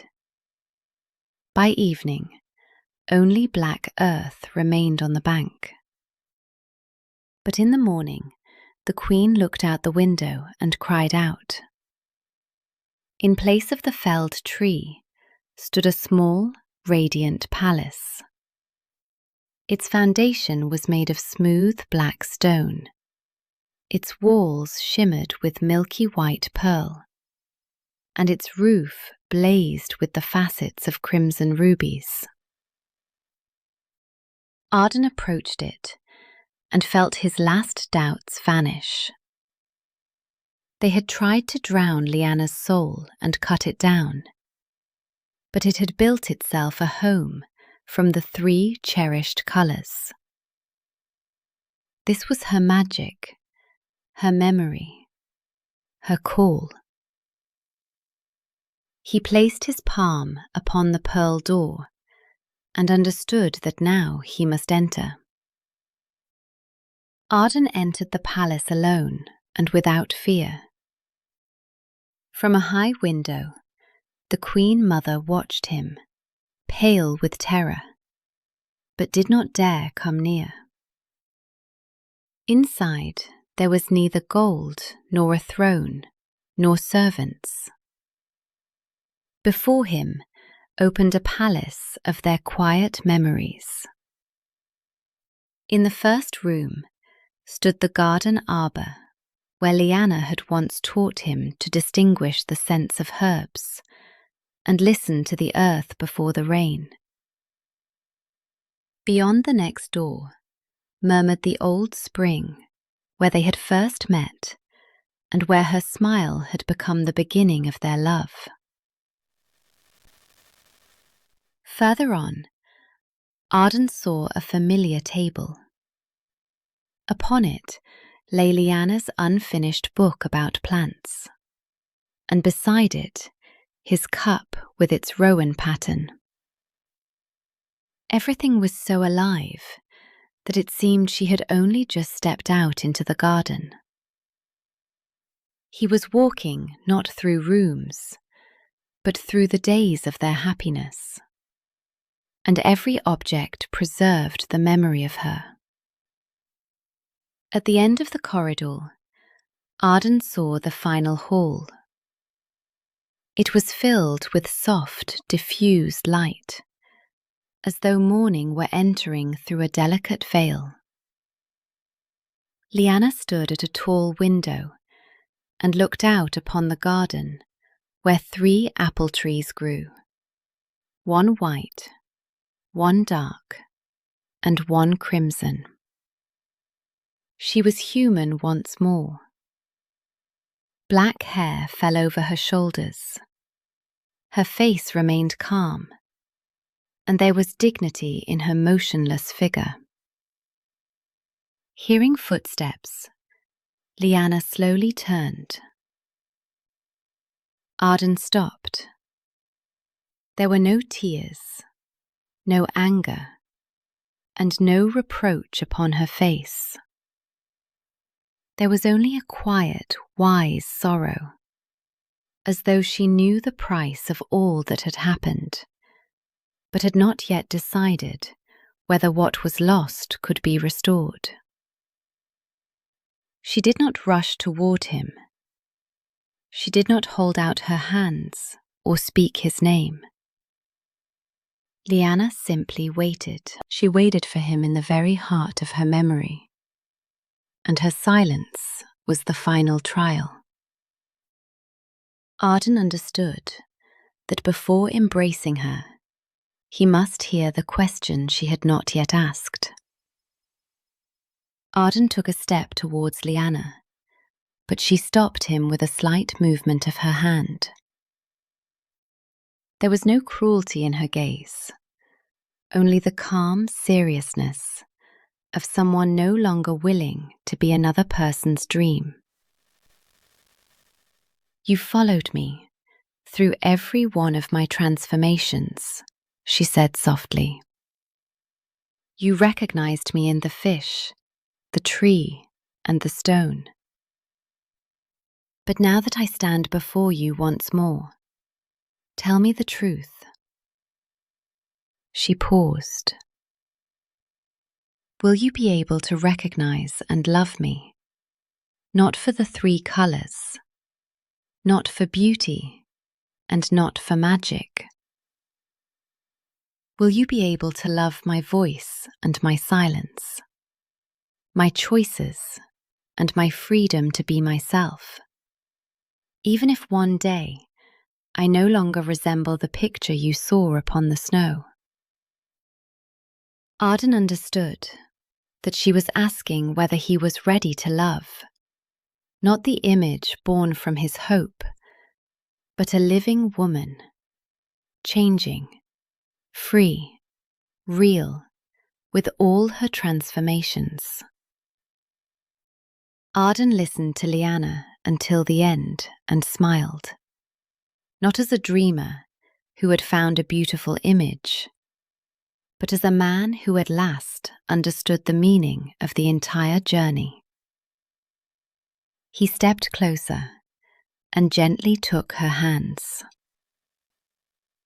Liana, when I saw the 3 colors upon the snow, I thought I was seeking their embodiment. But in truth, I was seeking the feeling of home. I recognized you in the fish, the tree, and the stone, not because they had 3 colors, but because beside them, my heart stopped wandering. He held her hands a little more firmly. But I will always recognize you, not by your form, not by your beauty, and not by magic. My home is your voice, even when you are silent, and your freedom to remain yourself. Liana smiled softly. In that moment, they both understood. The trials were over, and love had finally become stronger than the dream. Arden took Liana by the hand, and together they left the enchanted palace. The moment the pearl door closed behind them, the walls trembled, dissolved into the morning mist, and disappeared, as though they had been only a dream that had fulfilled its purpose. Hand in hand, they crossed the garden toward the main palace. Servants stopped motionless at the sight of them, but Arden did not pause or explain anything. In the throne room, the Queen Mother and a pale Maria were waiting. Arden spoke neither accusation nor threat. He calmly led Liana to the chair beside the throne and helped her take her rightful place. Silence reigned in the hall, but now it was not empty. It was clear and final. Arden did not pass judgment in words. He simply restored to its place what had been forcibly displaced. And the light that entered with Liana became the verdict itself. Seeing Liana beside Arden, Maria turned pale, fell to her knees, and burst into tears. She confessed everything: the borrowed dresses, the silence, and her obedience to the Queen Mother. "I did it not out of hatred," she whispered. "I was afraid of her. And I was even more afraid of becoming no one again, unseen and unwanted." Arden looked at her sternly, but Liana stepped closer. "Your fear caused great sorrow," she said softly. "It does not excuse the deception, but revenge will heal neither you nor us. Go in peace and try to find your own path instead of taking another person's place." Maria raised her tear-stained face, unable to believe what she had heard. Liana, who had herself been a prisoner, granted freedom to the woman who had helped confine her. That very day, Maria left the palace, without honors, but also without chains. The Queen Mother sat motionless for a long time, looking at Lyanna and Arden. She understood that her plan had been destroyed forever. Her daughter-in-law had returned, and her son no longer sought his mother's approval or feared her displeasure. Without saying a word or asking forgiveness, the queen slowly rose and left the throne room. No one stopped her, and no one followed. She settled in distant chambers that she had seldom visited before. She was not banished, stripped of her name, or put on trial, but her power over the decisions of others vanished, and with it, the purpose with which she had filled her life for so many years. Gradually, the queen faded, learning to be merely an elderly woman in a great castle, rather than its secret mistress. The palace did not cast her beyond its walls, but it cast her out of its heart. After Lyanna's return, peace was established in the kingdom, founded not on fear, but on truth and trust.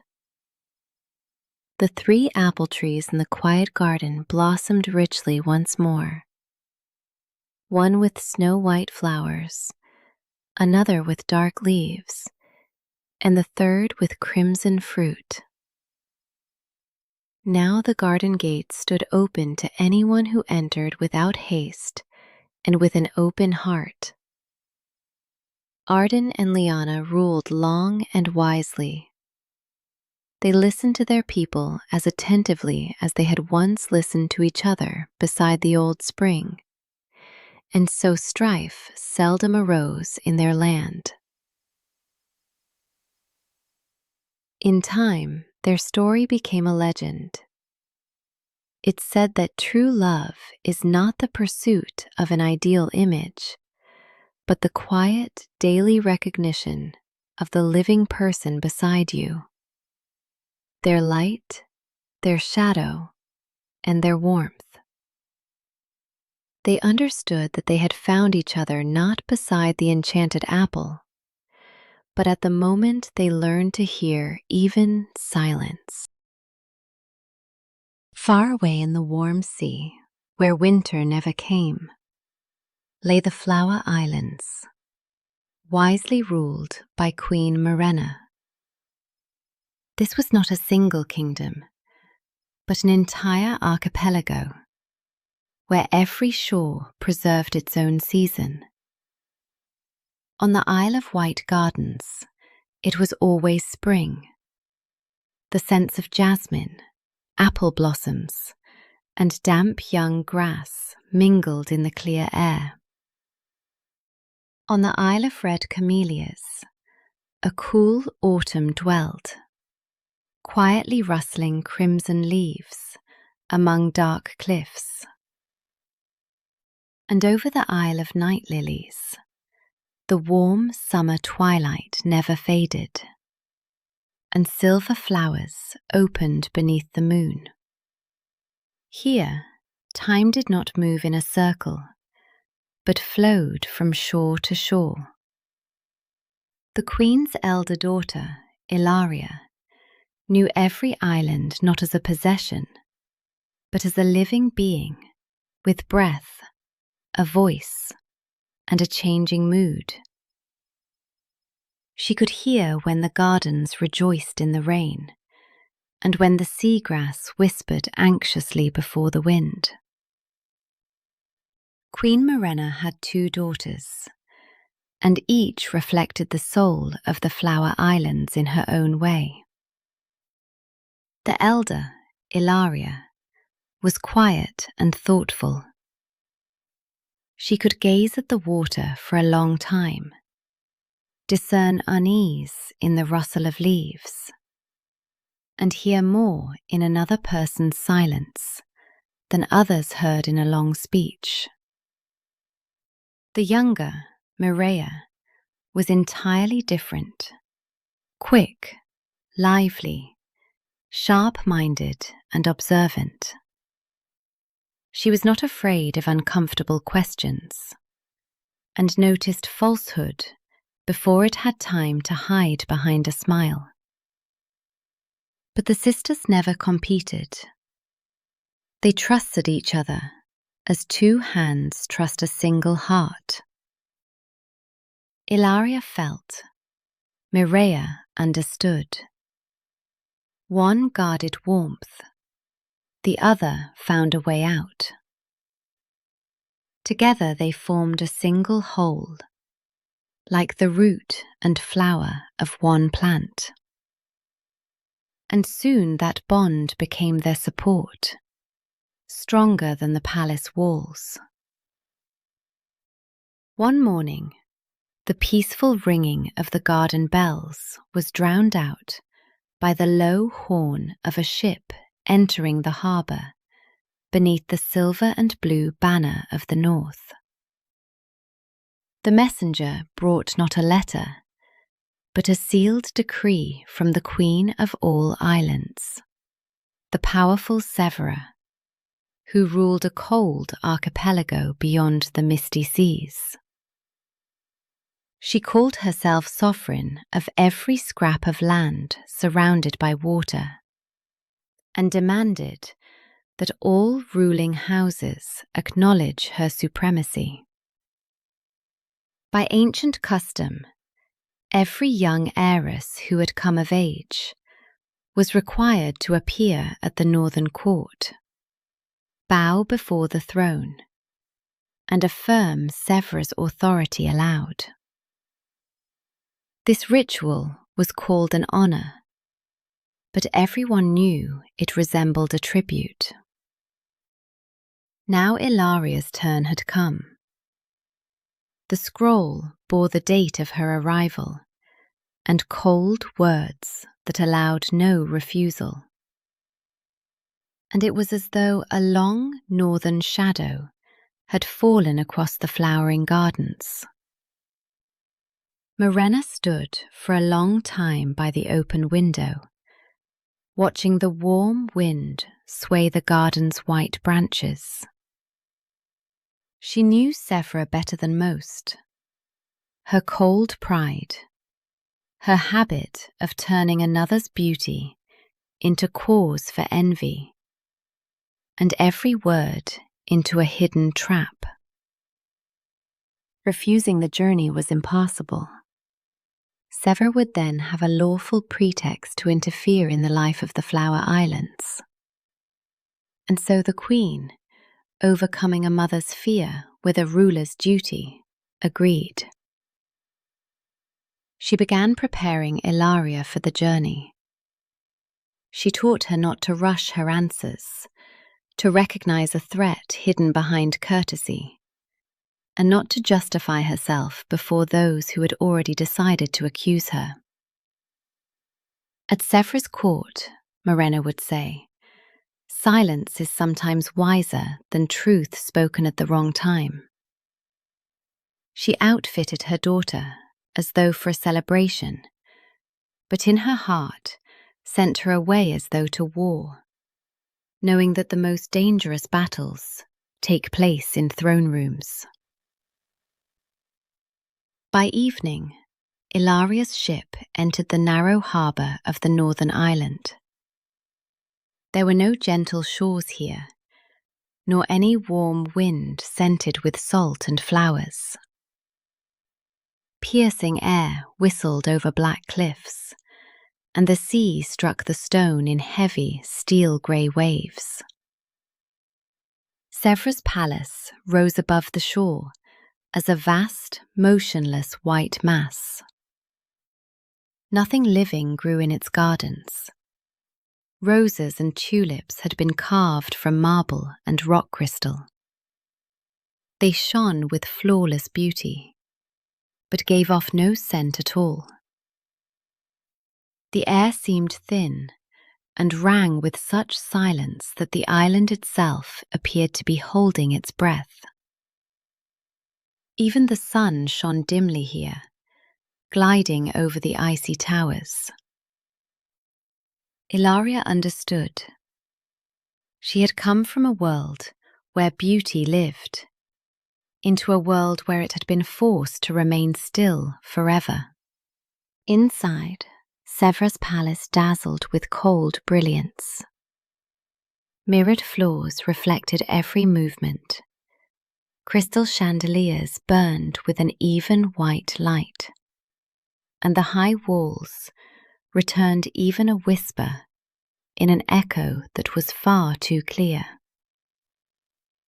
Courtiers glided smoothly and soundlessly through the halls, as though they were parts of an intricate mechanism wound by someone else's hand. They spoke in rehearsed, impeccably measured phrases and laughed briefly, almost inaudibly, only when Sevra herself smiled. Their beautiful faces remained motionless masks of courtesy, but Ilaria noticed anxiety in their lowered eyes and tense fingers. Everyone here was afraid of making a mistake, stumbling over a word, showing too much feeling, or saying the wrong thing. Even joy seemed a duty, sorrow a weakness, while silence itself demanded caution. This was a court where everyone smiled, but no one was happy, where the glitter of jewels only emphasized the dullness of their eyes, and sincerity was considered more dangerous than insolence. The celebration in Ilaria's honor was lavish, but there was no joy in it. When a young maid serving wine stumbled and dropped a silver tray, the sound of the shattered goblet pierced the hall. Everyone froze, awaiting Sevra's anger. But Ilaria was the first to approach the girl, kneel beside her, and help gather the shards. "Do not be afraid," she said softly. "A mistake does not make you any less worthy." The maid raised an unbelieving gaze to her, and a barely perceptible whisper passed through the hall. Later in the garden, Ilaria saw an old gardener carefully clearing frost from the icy roses. She praised not the cold perfection of the flowers, but his patience and skillful hands. The old man remained silent for a long time, as though he had forgotten how to accept gratitude, and then smiled for the first time.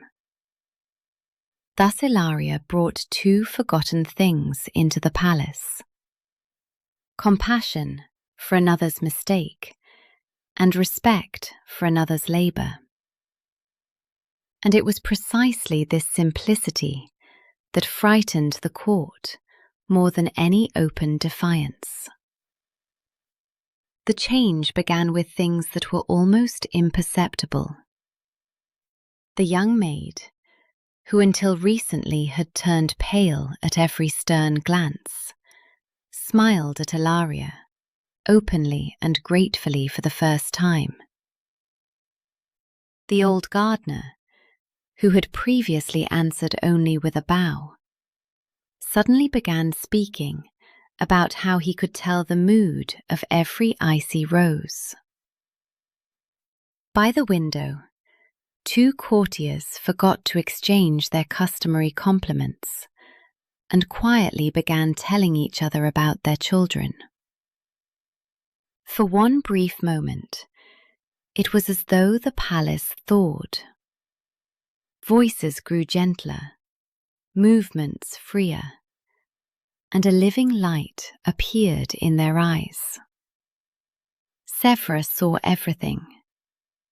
Her beautiful face twisted with a fury too strong to conceal behind a smile. She knew how to make people bow, keep silent, and fear her. But neither power nor cold perfection could inspire love. Ilaria received it without demanding anything. Sevra understood. Her icy court had begun to melt from the warmth of one kind heart. That she could not forgive. The ritual was over, and in the morning, Ilaria's ship waited at the palace's cold pier. Sevra came out to see her guest off, surrounded by silent courtiers. Her parting words were smooth and cold, like the icy roses in the garden. "I hope your journey home will be peaceful," she said, with flawless courtesy, "and that nothing bad ever happens in your warm kingdom."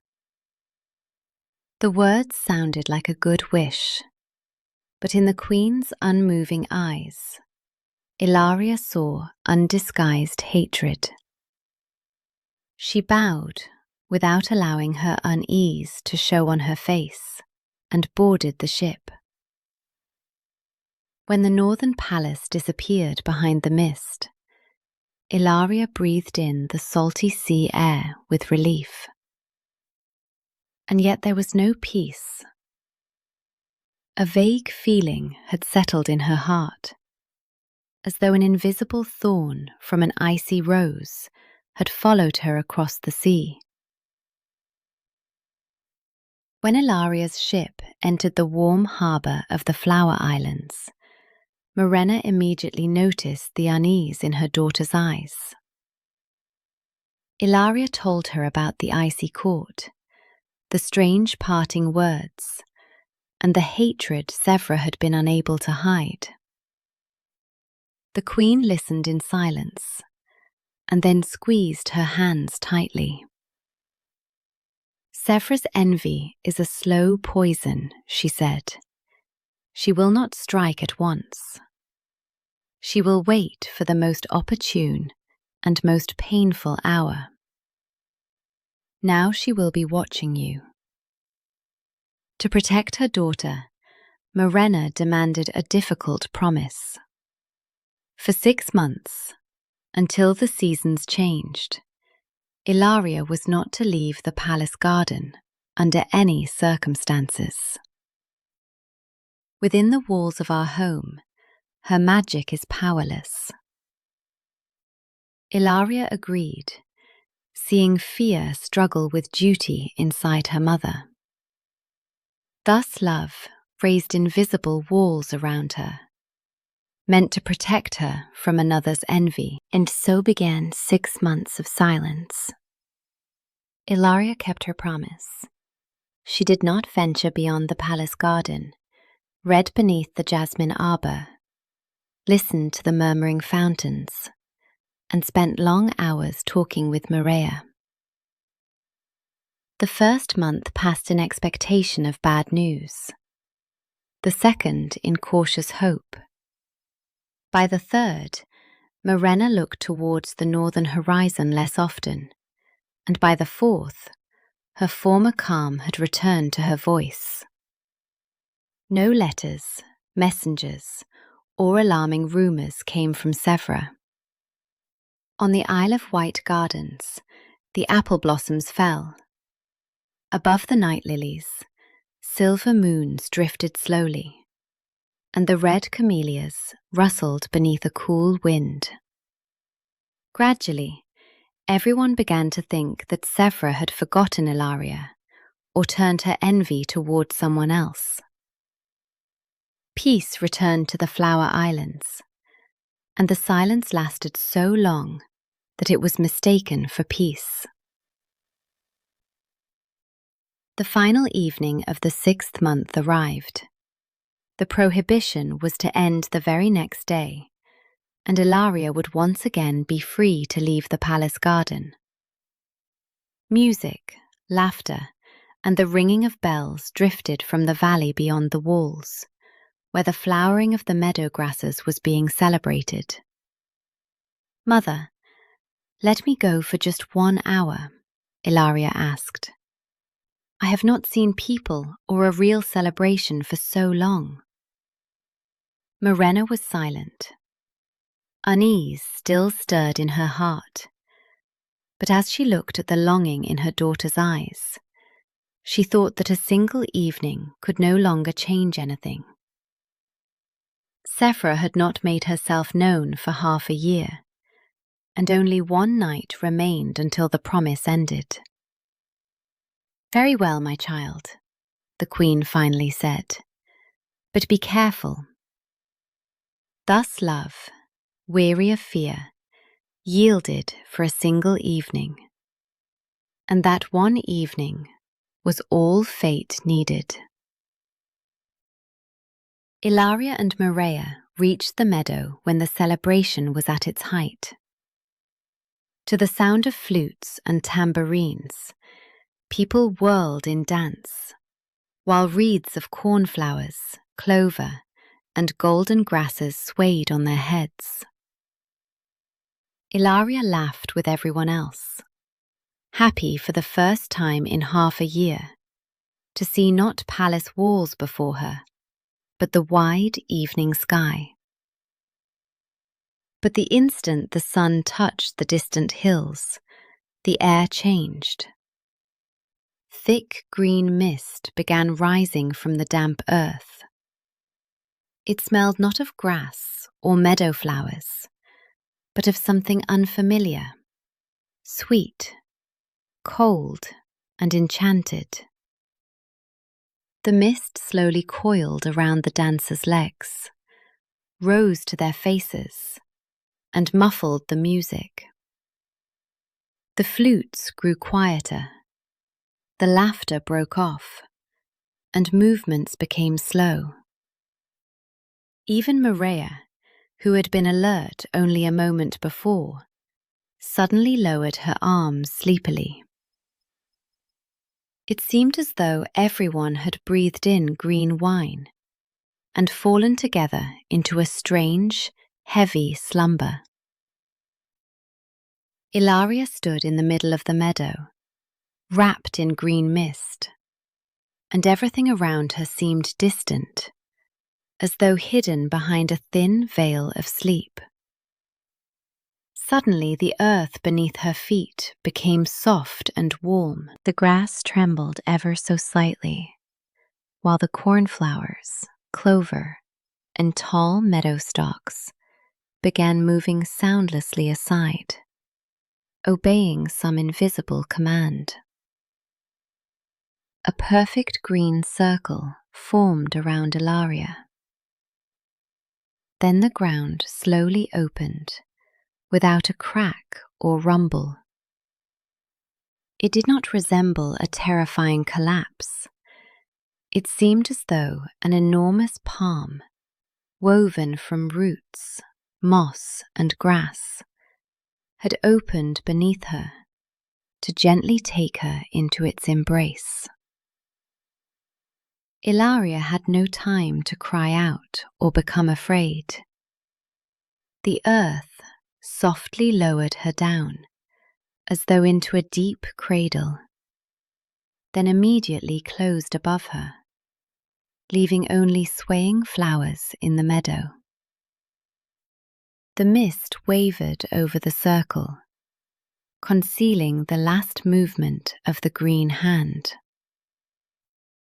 Mireia saw her sister sink smoothly into the opening earth, but she could not take a single step. The green mist had bound her body in a heavy slumber. She wanted to scream, reach out her hand, and hold Ilaria back, but her fingers would not obey, and her voice froze in her throat. A moment later, roots, grass, and flowers closed over the vanished princess.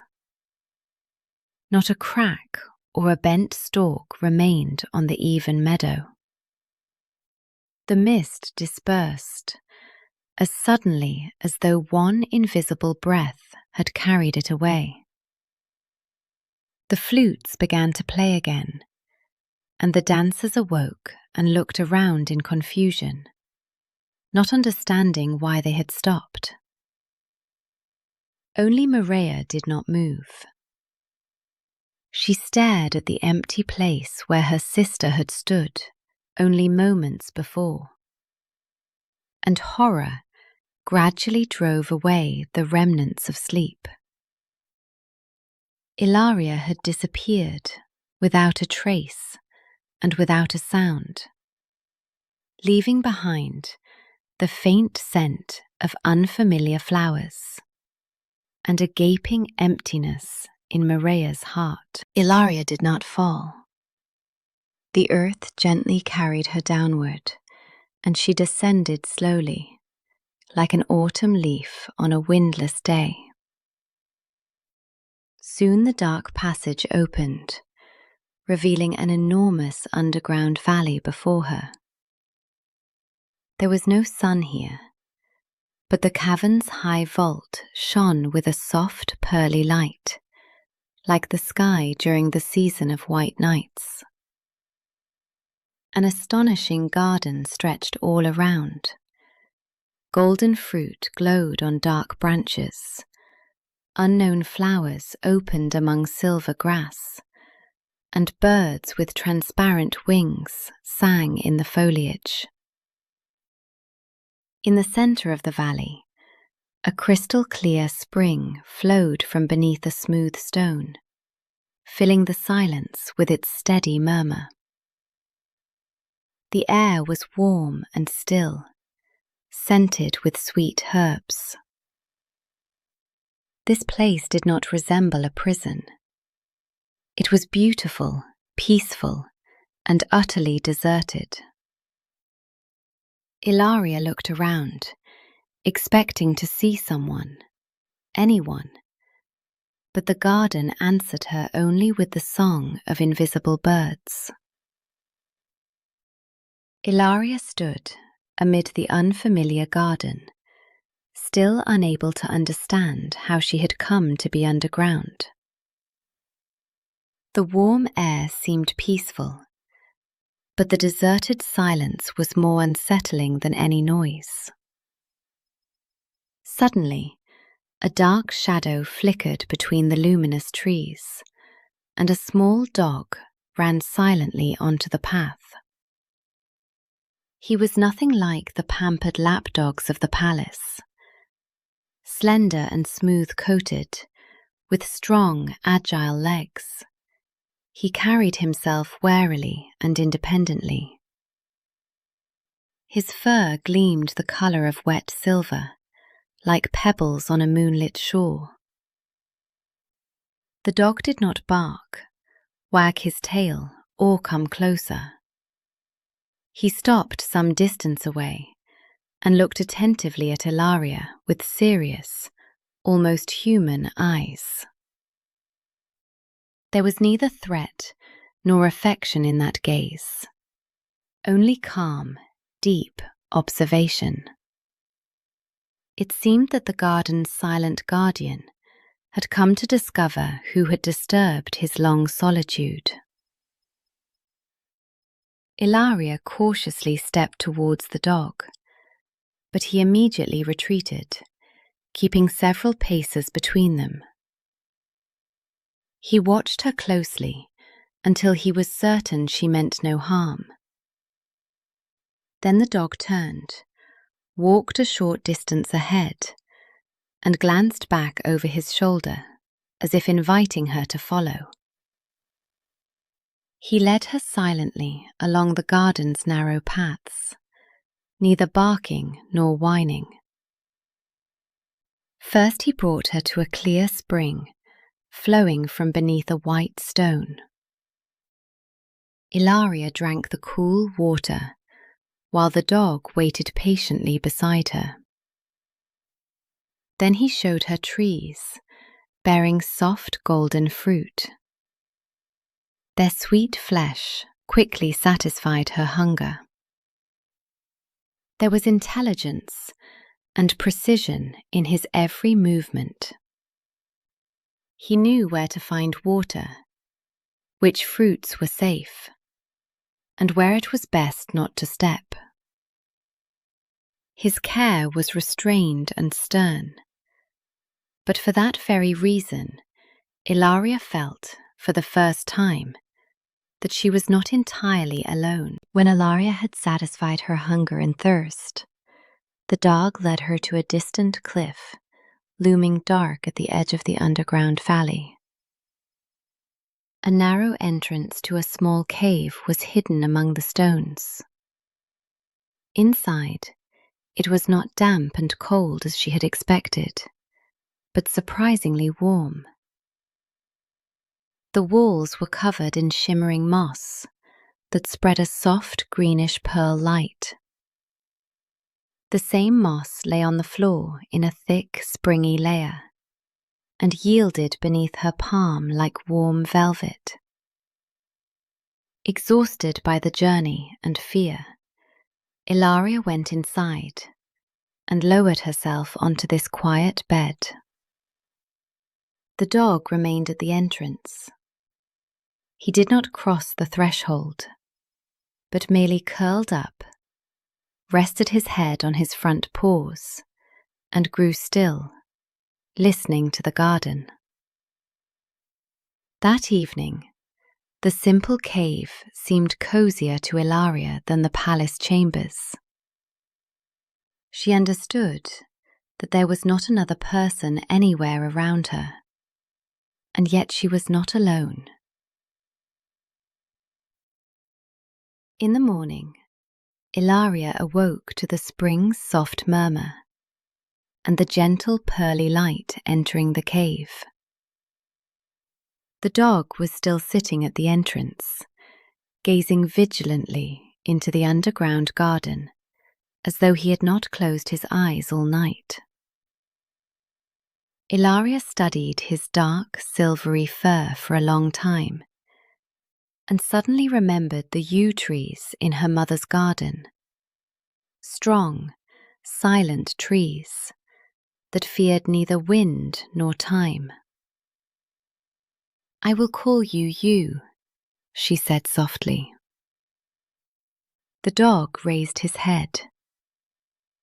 The former aloofness vanished from his gaze. Now there was recognition in it, clear, conscious, and so sorrowful that Ilaria's heart tightened. It was as though the name had opened an invisible door behind which a living soul had waited for many years. Yew slowly approached her, and for the first time rested his head in her lap. Months passed. At first, Ilaria listened every morning for a familiar voice from above. But gradually, she stopped waiting for immediate rescue. She accepted the silence of the underground world and began making a life there. She explored distant paths, found flowers she had never seen before, and gave them names. She called one stream the Silver Brook, a small grotto the House of Echoes, and a clearing filled with luminous fruit the Garden of Stars. From smooth branches, Ilaria made a small table and a low chair. Bowls fashioned from large nutshells, dried herbs, and stones she had found appeared on the tabletop. Her life became simple, but not poor. Each day brought a small discovery. Yew always walked beside her, stopped when she grew tired, and was the first to notice new paths. In this way, the prison gradually became a kingdom where Ilaria was not a captive, but its true mistress. In the silence of the underground garden, Ilaria's hearing grew keener. Gradually, she learned to distinguish the voices of birds unlike any she had ever known. Some warned of approaching warm rain. Others called their chicks to the luminous trees, and the smallest sang before the vault's dawn-like glow. Beside the crystal spring, Ilaria tended delicate flowers with transparent petals. She loosened the soil, watered their roots, and noticed that in response they began to shine more brightly, as though thanking her.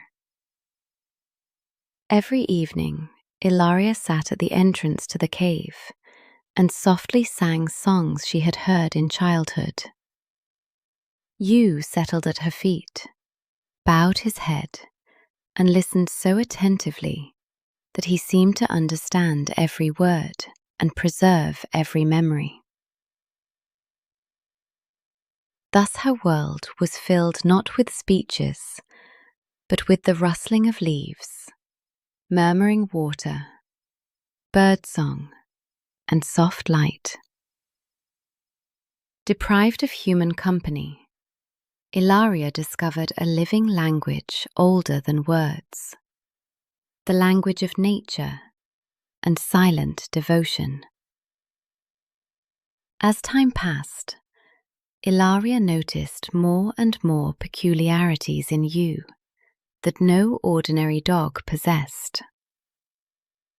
When she sang a sad song, he came over and rested his head in her lap, as though he wished to share her sorrow. And the moment the melody turned cheerful, the tip of his tail began to move, almost imperceptibly, in time with it. One day, on a distant path, Ilaria failed to notice a dark crevice. Yu growled sharply, blocked her way, and did not move until she saw the danger. He never brought her bones or captured game. Instead, he found glowing stones in deep grottos and carefully arranged them at the entrance to the cave. Ilaria felt ever more clearly that beside her was not a pet, but an equal companion. In his silent care, she saw the traits of someone who had once made an ancient and unbreakable vow of loyalty. Yu had his own secret evening ritual. When Ilaria fell asleep on the soft moss, he quietly rose and went to the cave's far wall. There, among the dark stones, a narrow crack led towards the surface. Through it came a barely visible ray of real moonlight, living, cold, and distant. Yu sat before it and remained motionless for hours. The silver light fell across his muzzle, and such profound longing appeared in his serious eyes that it seemed he was remembering another sky, a lost form, and a life to which he could not return. Sometimes Ilaria awoke and watched him in silence. She longed for home. He longed for the world he had lost. And their two sorrows, meeting in the quiet, became a single hope of return. One morning, Ilaria awoke earlier than usual and immediately sensed that something in the cave had changed. The entrance was empty. Yu stood some distance away beside the path leading towards the dark crevices, looking at her with an unusual, profound sadness. He slowly approached, touched his cold nose to her palm for the last time, and held her gaze. That silent look contained a farewell Ilaria did not wish to understand. "You, where are you going?" she whispered. But he turned away and walked off without looking back. His silvery fur flashed several more times between the stones, then vanished into the deepest passages, where Ilaria had never dared to venture. She called for him until her voice was hoarse, and waited beside the path until evening. But you did not return. He left as quietly as he had appeared, leaving behind a deafening silence. Throughout the next day, Ilaria searched for you along the familiar paths, beside the spring, among the luminous trees, and in the distant grottos. She called him until her voice grew faint, but the garden answered only with the rustle of leaves. The following morning, as she emerged from the cave, Ilaria noticed a grey-haired old man in a traveller's cloak at the very edge of the valley. He was walking slowly towards the white mist, and there was something painfully familiar in his gait. "Wait!" she cried and rushed after him. The old man did not turn around. His figure dissolved into the mist before Ilaria could draw near. She stopped, overcome with despair, and at that very moment, a warm, luminous cloud rose around her. It gently touched her face and hands as though it recognized her, then completely concealed the underground garden. The cloud did not frighten Ilaria. It was warm and soft, and smelled of ozone, damp earth, and wildflowers after rain. Gathering her up as though in invisible hands, it slowly rose above the garden and carried her upward through the cavern's stone vault. Ilaria felt neither heaviness nor fear, only a light spinning sensation, like awakening after a long sleep. Suddenly, bright sunlight flared before her, and an endless blue sky opened overhead. The cloud gently lowered her onto the soft grass and melted into the warm air. Ilaria looked around. The same meadow grasses bloomed all around her. Familiar bells rang, and the palace roofs gleamed in the distance. This was the very meadow from which she had disappeared many months before. She was finally home.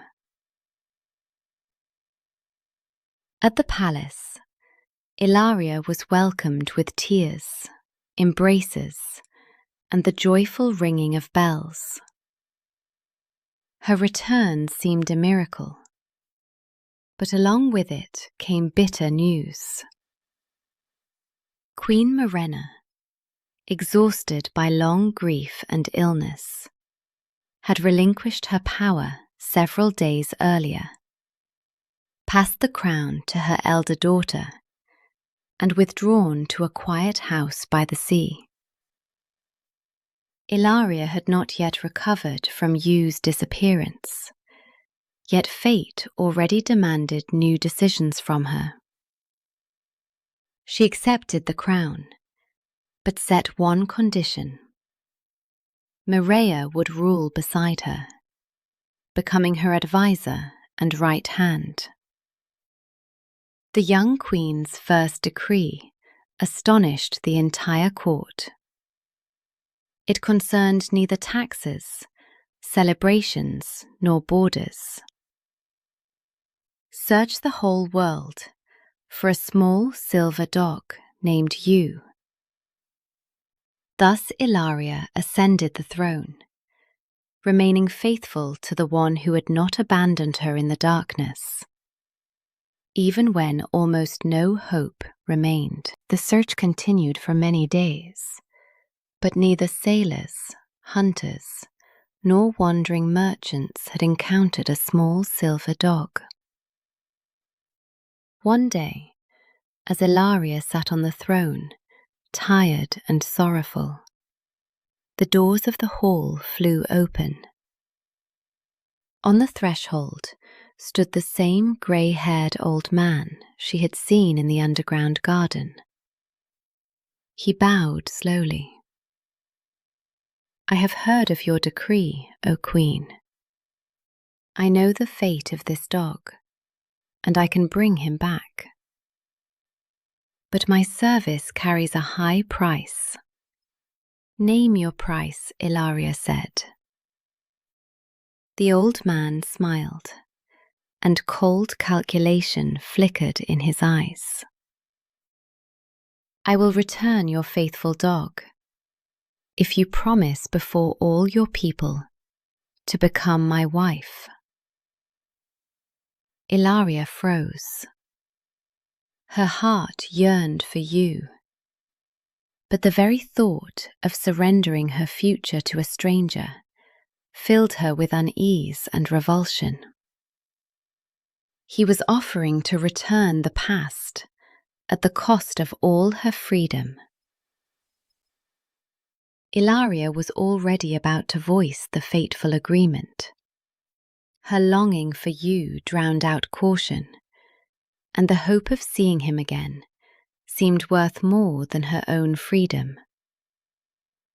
But before she could answer, Mireia rose from her seat and approached the throne.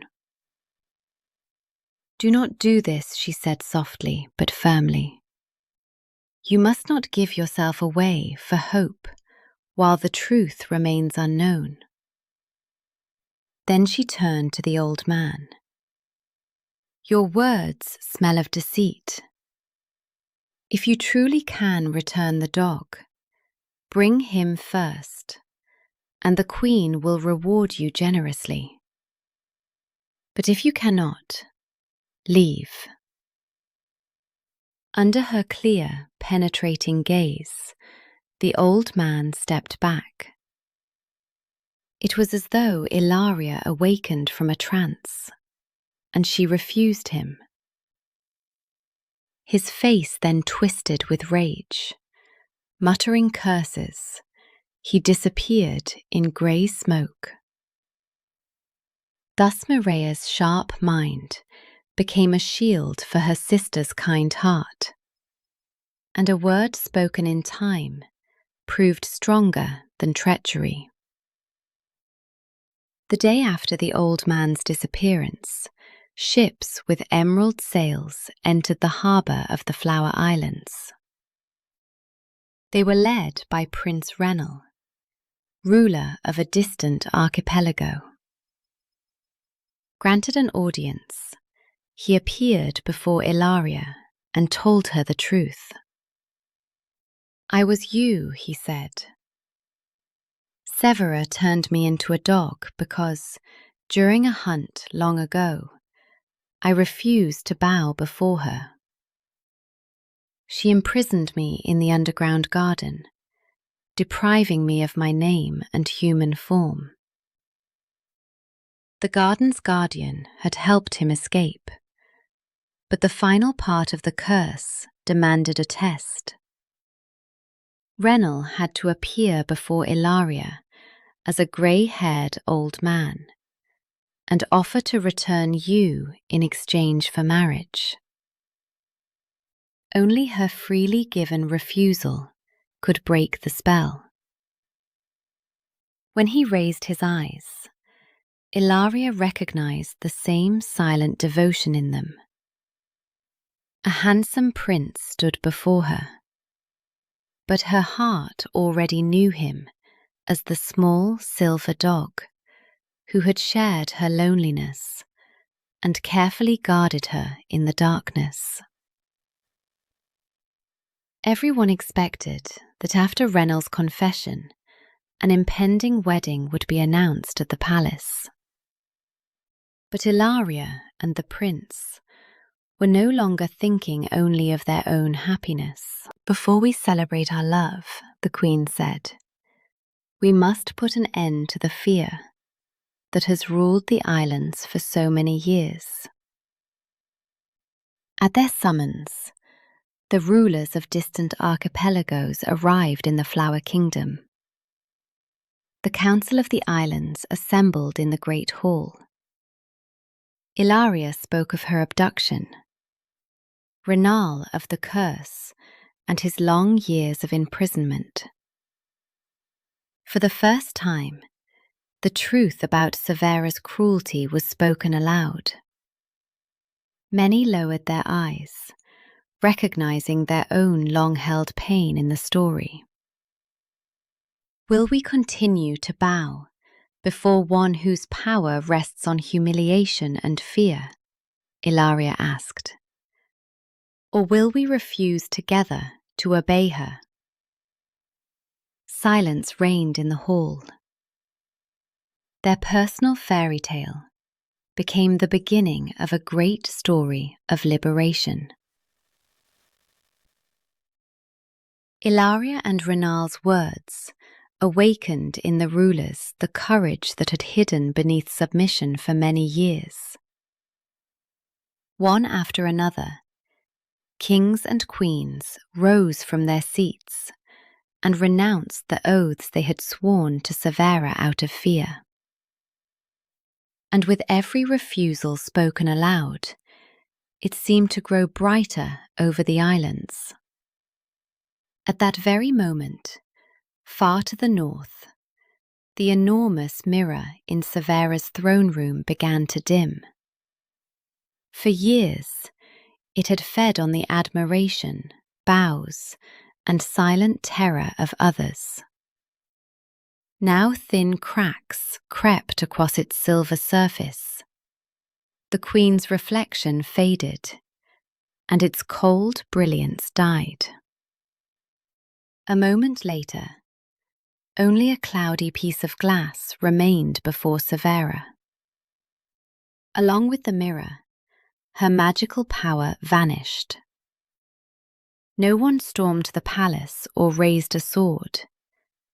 Severa remained alone on the rocky island, not defeated, but simply powerless, because people had ceased to fear her. The islands were freed, and a new era began over the sea.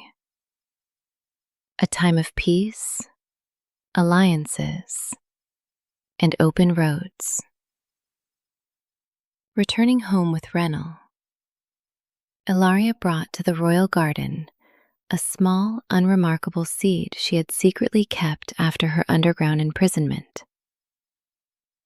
She planted it in the most honored place, beside the bright spring. Soon a slender shoot rose from the earth, and after several years, an extraordinary tree grew there. Twice a year it changed its attire. In spring, the branches were covered in dazzling white flowers, pure as hope.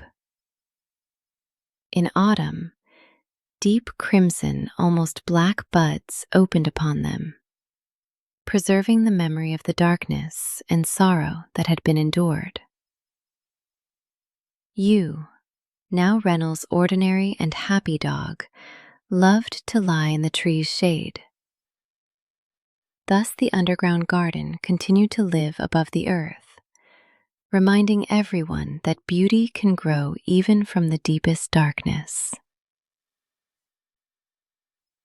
When all secrets had been revealed, the oaths revoked, and Severa's power had vanished, Ilaria and Renal found themselves free of another's will for the first time. Renal remained on the Flower Islands, but not as a rescued prince indebted to his savior, nor as a bridegroom appointed to her by fate. He remained because he loved Ilaria, her quiet strength, kindness, and ability to see a living heart behind any form. Ilaria chose him freely as well. not out of gratitude for the underground garden, nor out of pity for the curse he had endured, but because beside him she could be herself. They had passed through fear and separation to gain a rare freedom, to simply be together, without conditions or debts. And so their love became not a reward for a completed adventure, but the beginning of a new life shared between them. Ilaria and Renel's wedding was held quietly in the royal garden, beneath the branches of the tree that bloomed with the memory of light and darkness. Then they united their islands and ruled for a long time, wisely and without fear, remembering that power should not force heads to bow, but protect living hearts. Yet even after becoming king and queen, they kept the habits born in the underground silence. Renel always remained her silent protector, as steadfast as you. And Ilaria was for him that one living flower he guarded tenderly, without depriving it of freedom. Sometimes in the evenings, he sat at her feet, and together they silently remembered their secret garden. Their story became a legend about a love that begins not with admiration for a face, title, or beauty. True love is born in the quiet recognition of a kindred soul, even if it once hid beneath the form of a small silver dog.